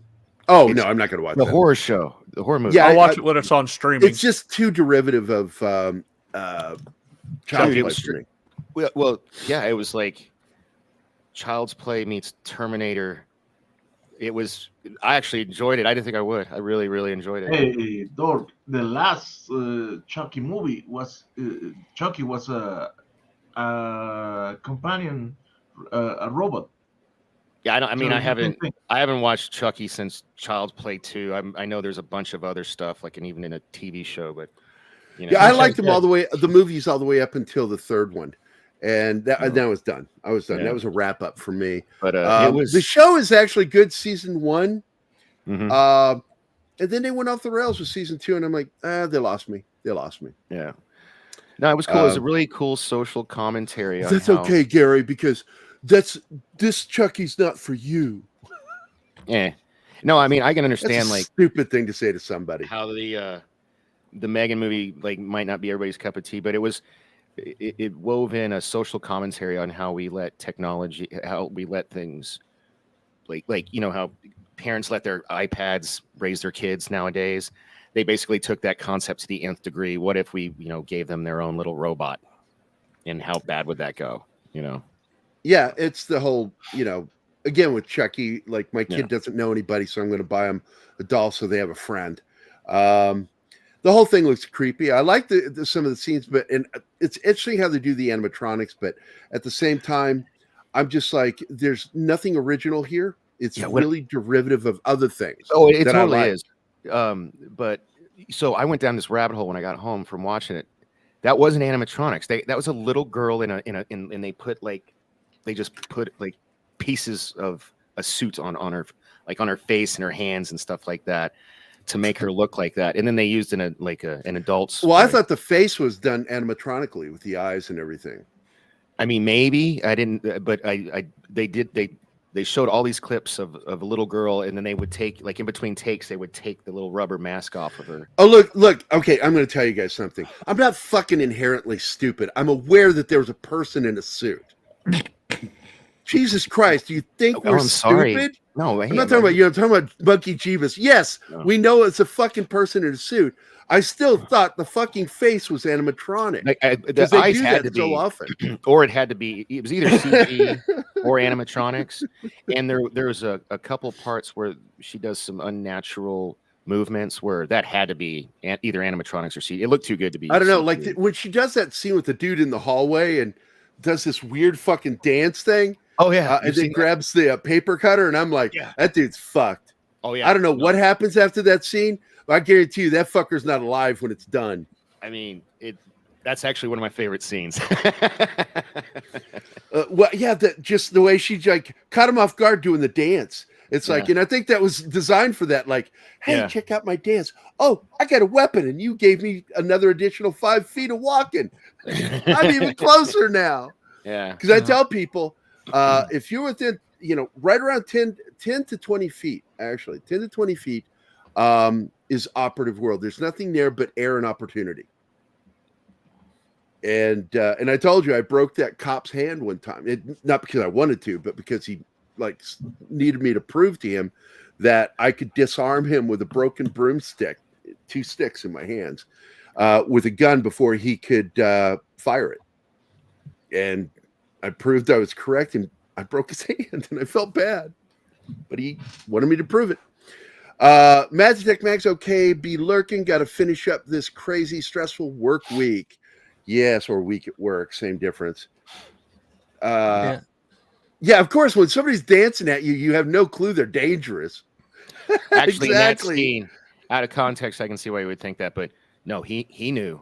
He was just stupid. He was like a deer in the headlights. It's like, dude should have started. Deer in the headlights. He should have started running the second he saw her. Yeah, should have been running. Like, oh fuck. But ever since I was a kid, I'm not a big fan of dolls. Yeah, I mean, I never saw Annabelle. I don't know why. This was on a whim. A friend was like, "Hey, you want to check this out?" I was like, there was a movie that came out and a Twilight Zone episode that scared the shit out of me as a kid. And then later as a teen, I think it was 12 or 13, when the movie Magic came out with Anthony Hopkins, where he... Talking Tina with Telly Savalas. Was that it? Yeah, Twilight Zone. Well, no, there was another one. It was a dummy, actually. It was, one of those, hey, how you doing, dummies? And, I hate those. It had Cliff Robertson, and it gave me fucking nightmares. Oh, like a ventriloquist dummy? Yeah, ventriloquist dummy that was alive, and they did it again with Magic with Anthony Hopkins, but in the end, you find out he was actually just psychotic, and the dummy was not alive. It was him doing shit. But yeah, dolls, Talking Tina. I remember that with Telly Savalas.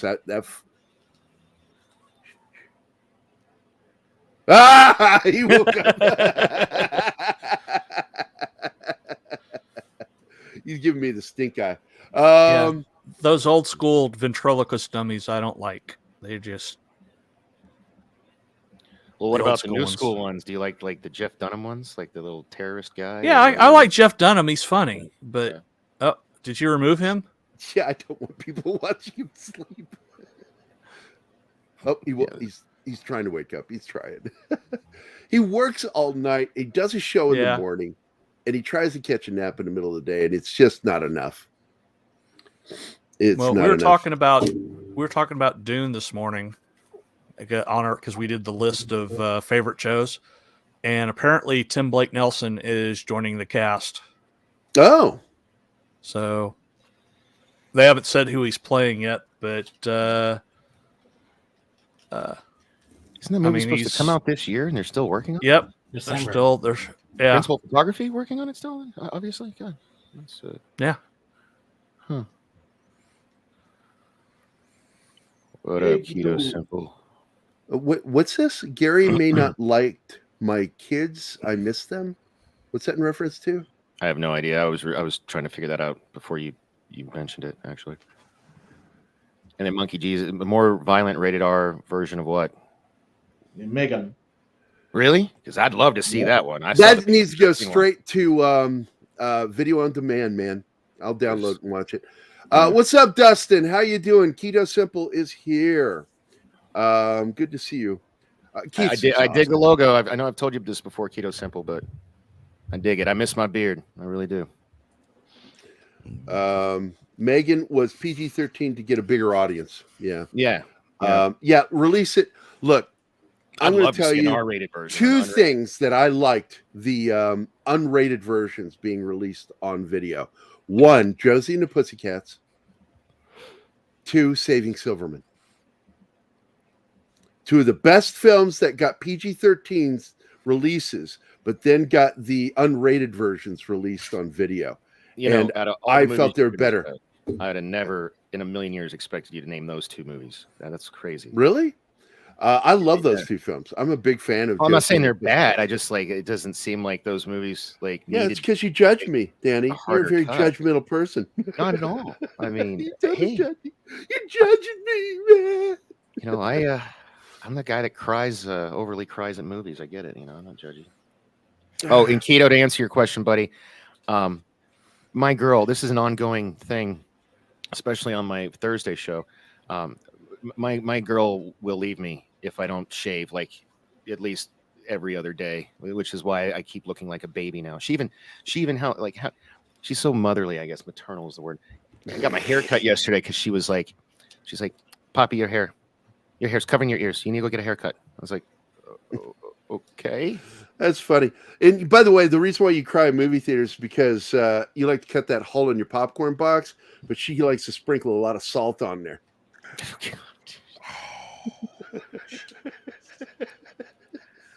Oh, Keith just went like this when I said that. He went, "Oh!" His hands went down and covered his joke. I tell you right now. Oh, funny story to it. So my I mean, I had a biker beard. I've shown the pictures before. My daughter's whole life, until I shaved the first time, she'd never seen me without the beard. And when I shaved my beard off, she cried. She ran away in fear. She went into her mother's arms. She freaked out. And then I was like, damn it, I knew I shouldn't have done that. And I just haven't had the patience to grow it back since. I mean, I got about to here before I said screw it. And then I'm it is what it is. It is what it is. Justice for Danny's beard. I still have it in the garage. True story. Like when I cut off the biker beard, we cinched it, and they cut that, and then they gave it to me. And I still. It's a weird thing. Keto Dustin says my wife has never known me without it. Yeah, I was going to say Cece is Danny's beard, but no, that's you know, man, those kind of jokes don't bother me because I'm a hedonist. So whatever you do in the privacy of your own home, I don't care. You do you. Are you trisexual? You try anything? There you go. Yeah, sure. Yeah, I'll try anything at least once. Yeah. It's not. You're not officially gay until you do it twice, or just admit that you liked it. Yeah. Let's see. Oh shit! I forgot Mom was in here. Sorry, Mom. Oh, so it was in reference to your Cabbage Patch Kids. Yeah, those guys creep me the hell out. Those dolls. I remember the whole Satanist thing back in the '80s with them. Do you guys remember that shit? That are old enough? That's fucking crazy. I don't remember the Satanist thing.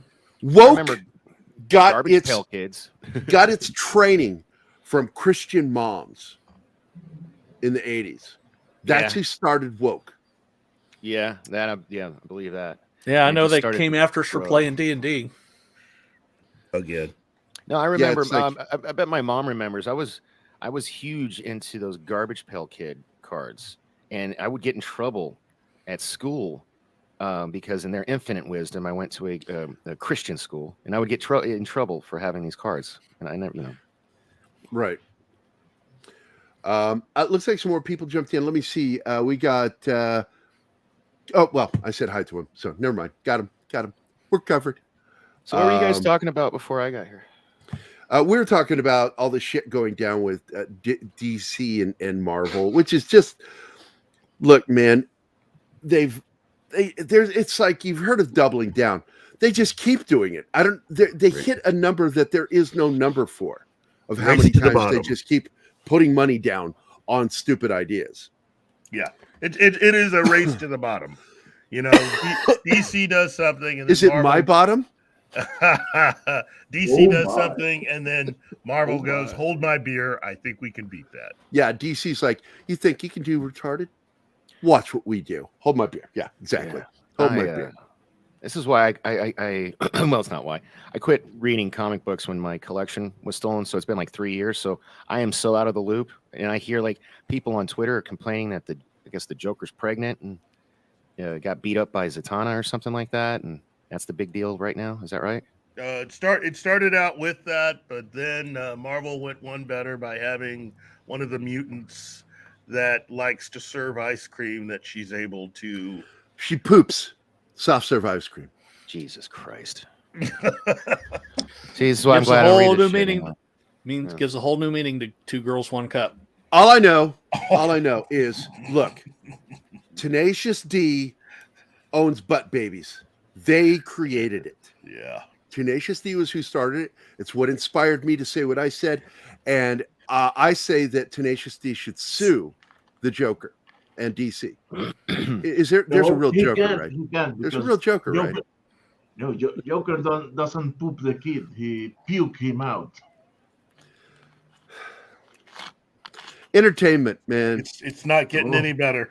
Are you not entertained? No, I'm not. Thank you. It's not getting any better. What is this? As long as you're not table sexual like that chick from Code Geass at Dragon Root. What? I don't know what she's talking about. Code. That's probably a typo. There's E and R right next to each other. I don't know what code grass is, but I don't know what that is. That's something I need to learn about. What is table sexual? Yeah, I want someone who can poop ice cream. Yeah, they would never be free again. You know, the thing about it is, given what they've done to the X-Men, you know, this whole pooping ice cream thing is just one more. It is the weird... whole lack of reverence. It is the word that I like to use to remind people that my problem with James Gunn and Taika Waititi is a very heaping, hefty dose of irreverence. That you can't do that with comics and comic characters that are beloved. You have to have reverence, and that's what's missing. You know what's missing is the Comics Code Authority. I bet you that shit wouldn't fly if they were still around. Oh no, we wouldn't have good comics at all. Yeah, if they were left at it. They ruined Brian, ruined. They ruined comics while they were in charge. And Monkey Jeeves, that's thank funny. God Stan Lee and DC both kind of within the year, both kind of just said, you know, we can just walk away from this. Oh, I didn't know we could just walk away from this, and there would be no bad thing that comes from it. I was saying earlier to John and everyone else this morning, can you actually see someone looking Stan Lee in the eyes and saying, you know, for the X-Men, I think we should have a mutant that's able to poop ice cream? You're fired. You're fired. Window or I was stairs? never a fan of Yeah, Squirrel right? Girl. I was never a fan of Squirrel Girl. I thought it was a silly concept. Good for kids, like Batmite. You know, Batmite was something that little kids enjoyed. Squirrel Girl worked for kids, but when I started seeing like adults talking about it, I'm like, you're a fetishist.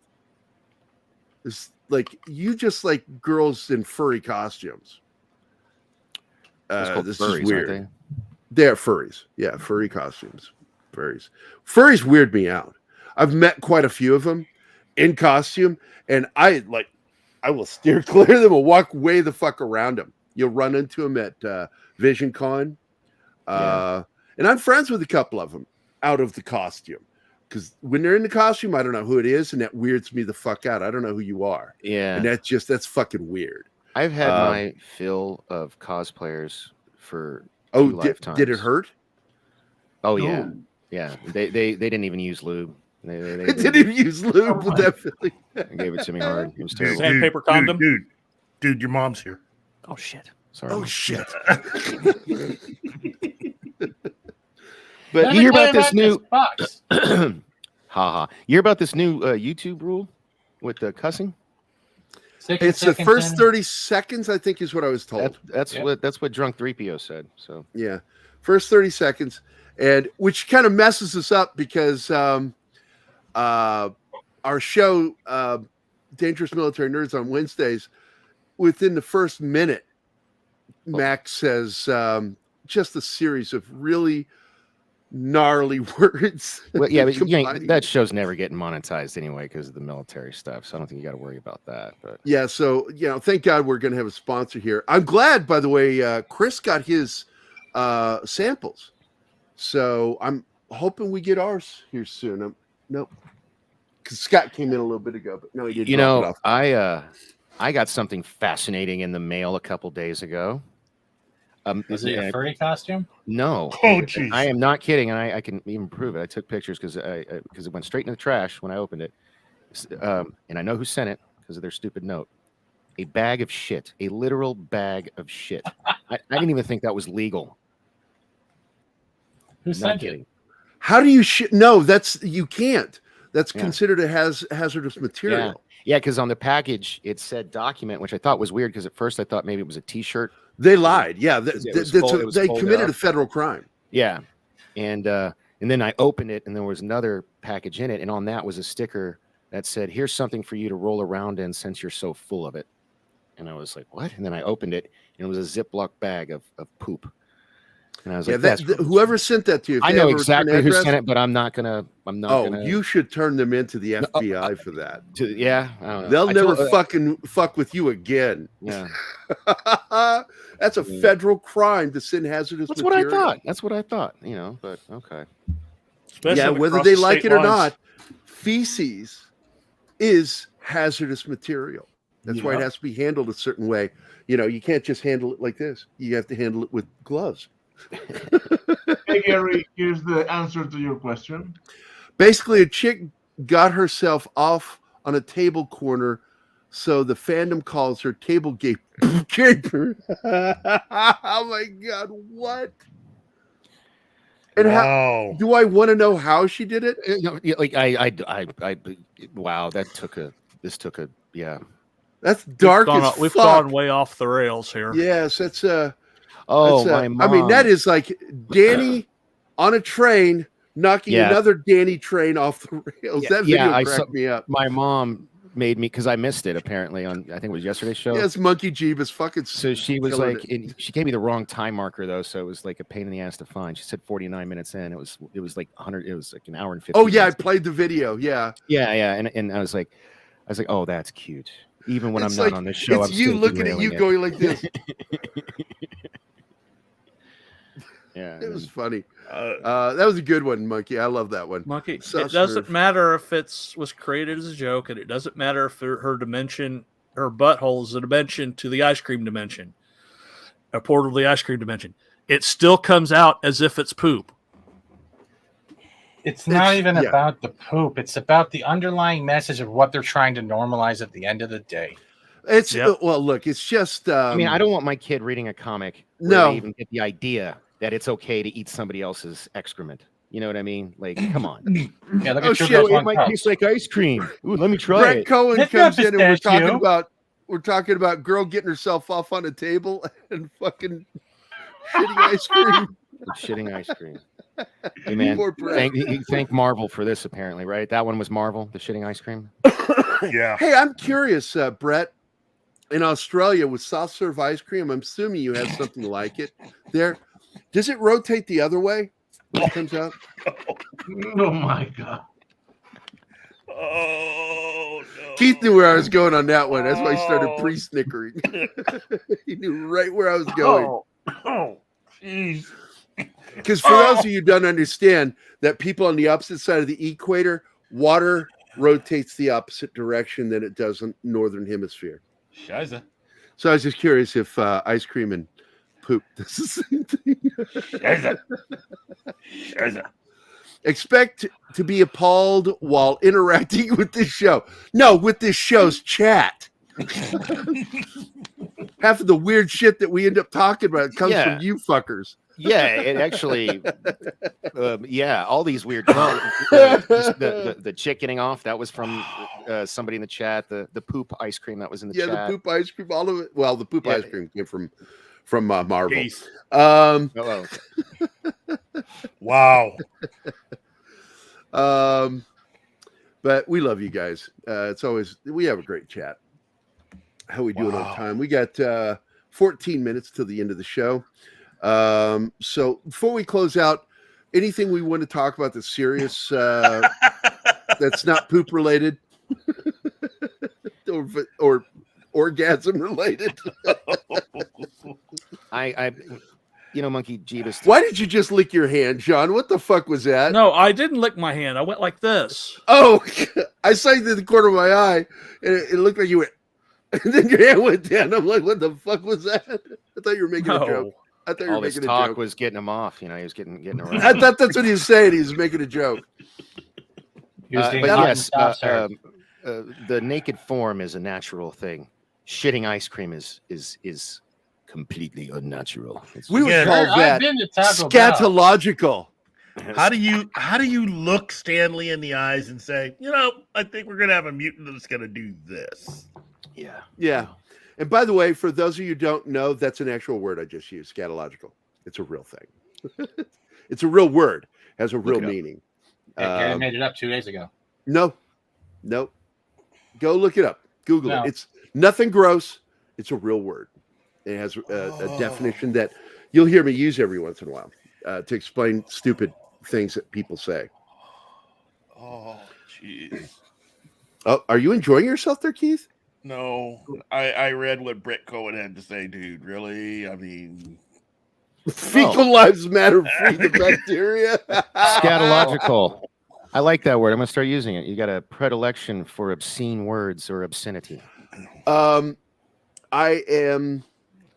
It's just like back at work, they used to call me, the human dictionary, because I would just know the definition of words, and I remind people that I was that girl Iona Sky in Say Anything, because when that scene with the dictionary, that was my childhood. Like earmarked pages, little yellow tabs sticking out, because my dad would make me look up a word every day, and I had to learn that definition every day. And he would do this thing too. I fucking hated this game.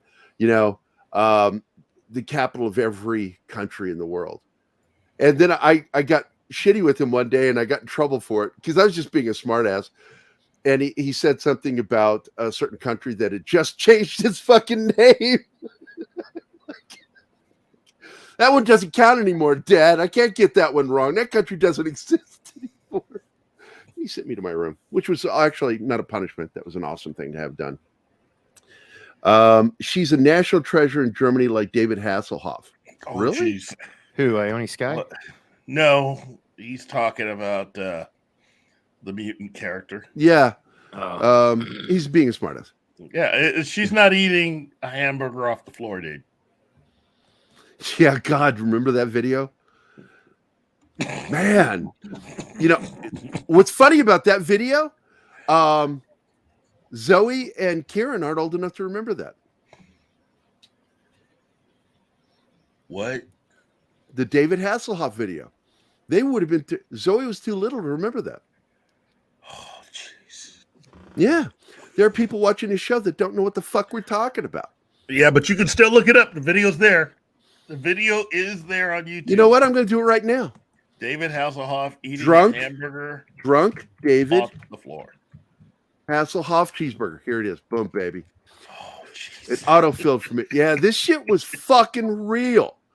And I was like, did he do this as a stage thing? What the fuck? No, he was drinking too much, and his daughter was trying to shame him into cleaning up his act. So his daughter took the video. You guys know it worked though, didn't it? Yeah. You guys know what this shirt says, right? I can't see it right now. I'm on YouTube. It's the name of my porn.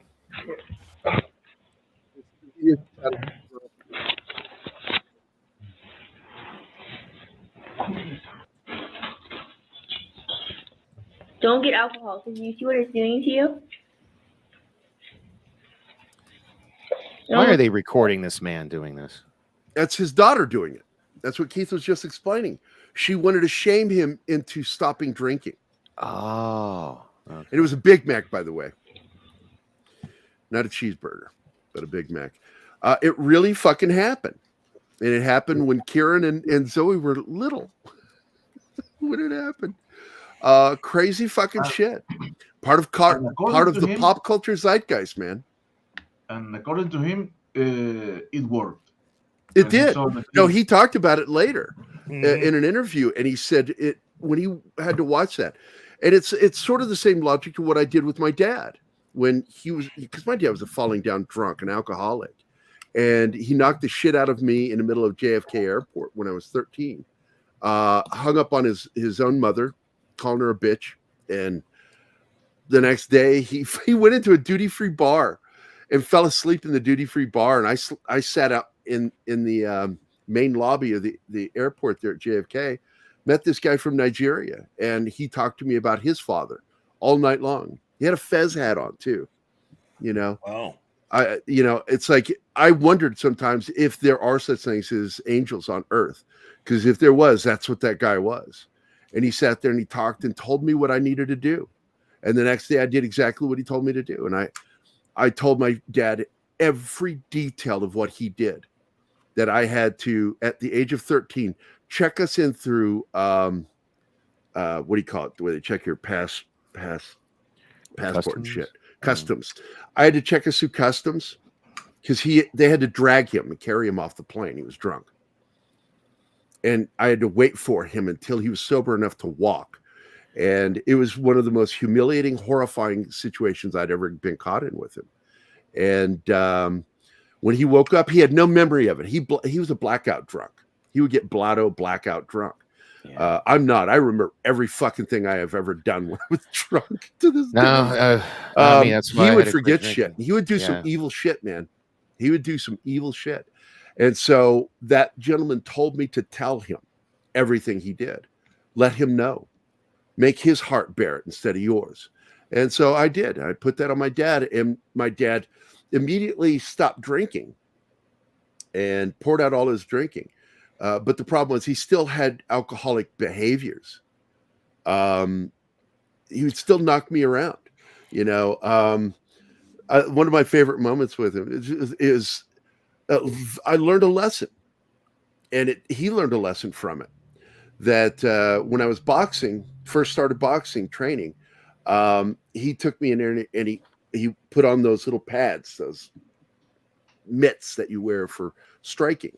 I was doing that, and then every once in a while he would let me hit him either in the chest or do a light headshot. And I was doing that, and right in the middle of that, he cold cocks me. Just knocked the fucking shit out of me. Came out of nowhere and knocked me to the ground, bloodied my nose. I saw stars. And I'm like, why'd you hit me? And he says, because you were hitting me. And I said, you told me to. And he said, yeah, but you were enjoying it.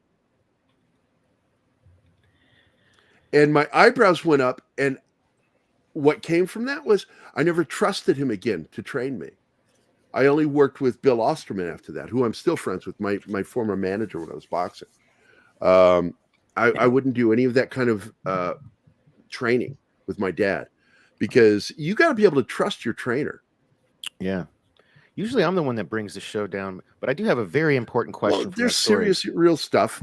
It's okay to bring it up. Yeah. I didn't mind. You brought some stuff up too. Yeah. I know. I've got a very serious question about what you just, what's a duty bar? Is that like a bar without a bathroom? Duty free. Duty free bar. Duty free means so there's no taxes on it. Oh, okay. I thought it meant you couldn't poop. It's like international territory or some shit. It's in an airport. Okay, duty free bar means where there's no federal taxes on the liquor. Let me lighten up with this. Six is in the chat. Oh shit! Hi, Six.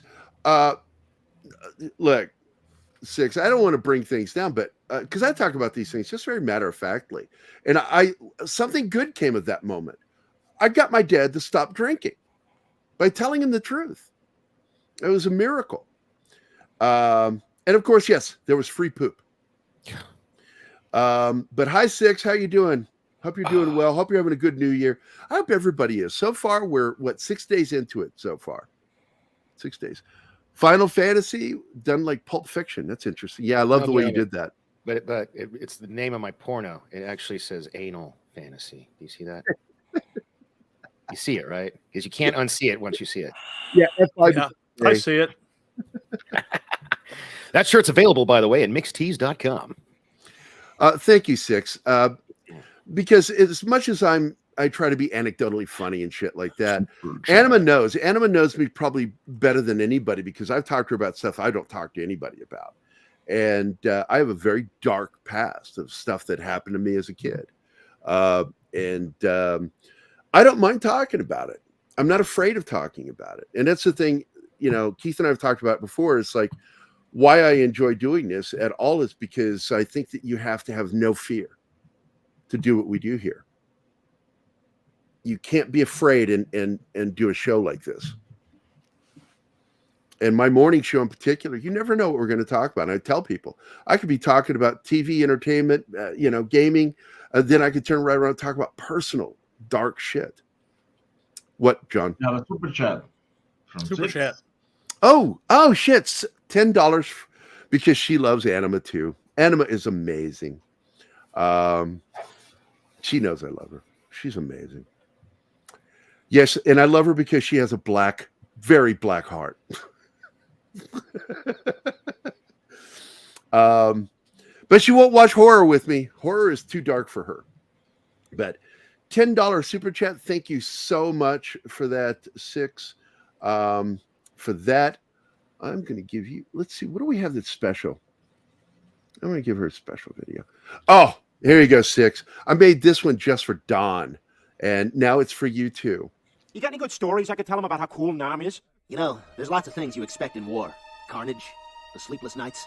But what they don't prepare you for is the incessant use of Fortunate Son.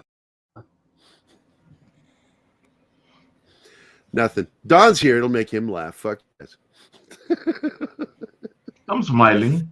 Here's Keith. You don't deserve your family. Who taught Chris to whisper black out of respect for blacks? Me! There was a great black joke last night when Keith was here with Scott's brother, where somebody said something about, did you bring your black card? And I said, Keith always has his black card. And then Scott's brother grabbed him. He goes, can I take you? You'll be my black card.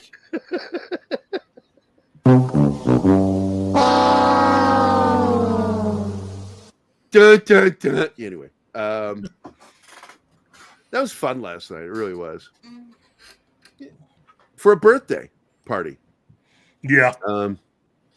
But I've heard stories about him and his gaming that, like, when he's playing like with us last night, it was that's just fun play. But he's a serious gamer, and you don't put a challenge down with him because he will fucking put all his shit in a car and drive to play somebody just to destroy them. And he's done it. He is serious. I mean, there's no other way to explain it. He really takes it seriously. He even said it last night during the game. He goes, you guys know I'm just playing for fun right now. But I could see the relation between him and Scott. I could see it in the eyes and the eyebrows. Because the photos of him doesn't really, it's when you're sitting next to him and talking to him and seeing the way he moves, it's like, oh yeah, you're definitely Scott's brother. My dad told me while he was in the Navy, he would wait until he was out in the ocean before he bought his cigs. Said there was no, yeah. My sister, now I don't know if this is a great thing to admit about my sister. My sister goes to the reservation to buy her cigarettes down in Phoenix. She'll drive all the way to the res to buy her cigarettes, duty-free, tax-free. And they're often even cheaper because their sin tax is included in the price of the tobacco. People don't know that when they're buying. Even wholesalers, they're paying a tax. People have no idea just how much you are taxed. You're like in the military. I've always laughed about this. I was in the Army and I was being paid by tax dollars. And then I found out they took taxes out of my pay. And I said to my first sergeant, I said, why don't they just pay me less and stop doing that? It's just weird. Taxing pay that comes from taxes is just weird. It's weird. The government's fucked up. No, that'd be like I love our country. That would be like me giving my son $100 a week in allowance, but making him pay me $50 a week for rent. Yeah. Like, why not? Just give him the $50, or whatever. So, stupid. It's stupid. It's stupid. And look, and I got to tell you, every single person that I on that is in our chat right now, and I mean this in a good way, not in a bad way that you may think this means. You just made the list. Right. You guys are on my list, and I checked that list twice. You read that comment from Six, Gary? Now I don't know if this is a good thing to admit about my sister. I actually held my breath. Oh God, no.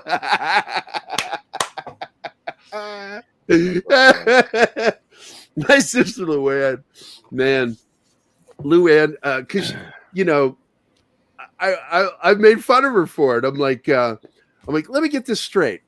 You buy the most expensive bottled water on the fucking planet and don't drink faucet water.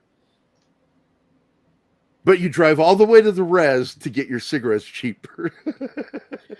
If that price was accurate, because I go to out here in Vegas, cigarettes are about $10 a pack.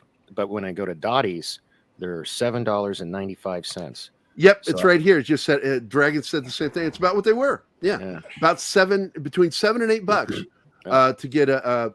Yeah, it's ridiculous. Which I remember. Of course, I was in North Carolina when I first started smoking. I could literally buy a pack of smokes for 99 cents.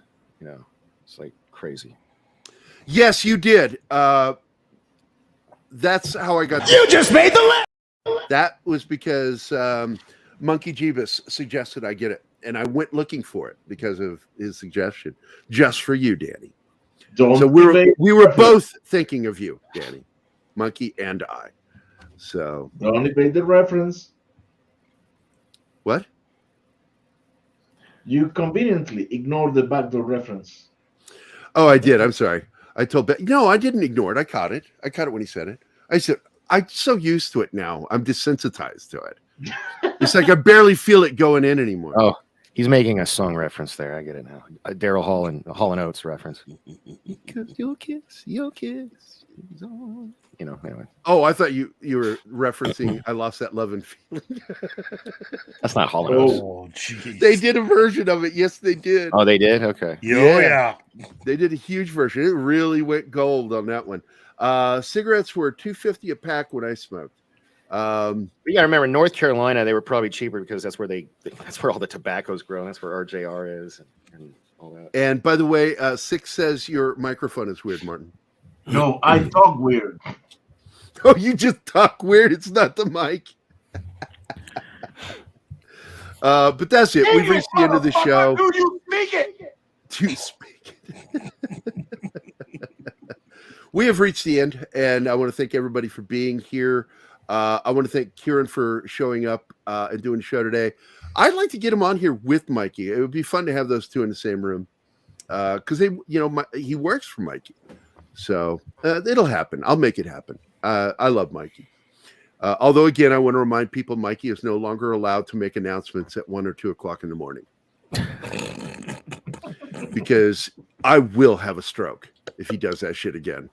I want to thank Steven, who's been extra quiet now. Which is uncharacteristically so. He made two of the 3 funniest jokes of the show. I'm assuming something's going on. So no, I'm listening. I just don't want to. I gotta save myself for next Friday because you gotta save yourself for next Friday. I want to thank you for being here, buddy. Thank you, Keith. Thank you, Martine. Thank you, John, as always, for looking like the single most immobile human being in the world. You just sit there sometimes, and I swear to God, I'm like curious. Is he really here? I'm never totally sure until you move a little bit. Now I'm like, there, he's here. And then, of course, thanks for dropping in, Danny. Deeply appreciate it, buddy. Free Ice came after the show? Yeah. Okay. And I just want to remind people that it's very important to always know where stairs are going. Hey, where do these stairs go? They go up. That's for Peter Guess Victor's what? website. I got a fever. Fever! And the only prescription is more cowbell. And I want to thank everybody in the chat. Let's get back to the list here. We got Anima Confusa, Love of My Life, Socks, Bulletins, Penny, Parrothead, Dragon Ruse, Zax, aka Kyle, Joe's Atmosphere, Magitech Mags, the lovely Magitech Mags, Alex Moore, Mr. Tickle Trunk, the almost fully erect, always Mr. Tickle Trunk. What? He doesn't walk semi-erect. He walks fully erect. You didn't know that? Monkey Jeepus. Monkey, I've always been curious. Do you have a prehensile tail? Mikey Sutton was here. It was good to see him. War Monkey. Arlena's Jester of Sin dropped in. Peter Vickman fan site was here. Keto Simple Dustin, our good friend. Brett Cowan from Down Under. I'm always curious. Do winos down there, the hobos that sleep on the street, do they have dick cheese there too? Wow, you hungry? I'm asking for a friend. I don't know if Eastland Brett- Burkholder, that is Colonel Burkholder's cousin. And of course, the lovely Six was here. Thank you guys for being here. And I don't know. Anybody want to say anything before we go? Well, no, we know you're just gonna. Hey guys, thanks for watching Pop Culture Minefield. If you've enjoyed the show, please make finally sure to know like, me, Danny. subscribe, and don't forget to click the bell icon for updates on our shows and channel. Also, please leave a comment, and we'd like to know what you thought of the episode, as well as letting us know if there's something you'd like us to cover in a future episode. Don't forget that you can become a member of Pop Culture Minefield. If you're now. really curious, make sure to visit our ask me membership in private page chat, Six. and merch store at popcultureminefield.com. You can always find Pop Culture Minefield on Twitter, Facebook, Instagram, YouTube, and Twitch.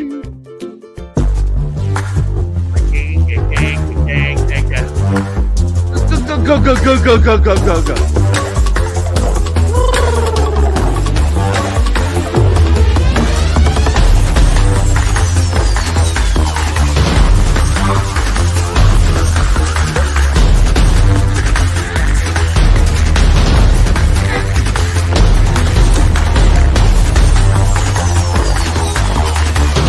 Thank you, Monkey Jesus. Thank you. That's what it is. It's Meg.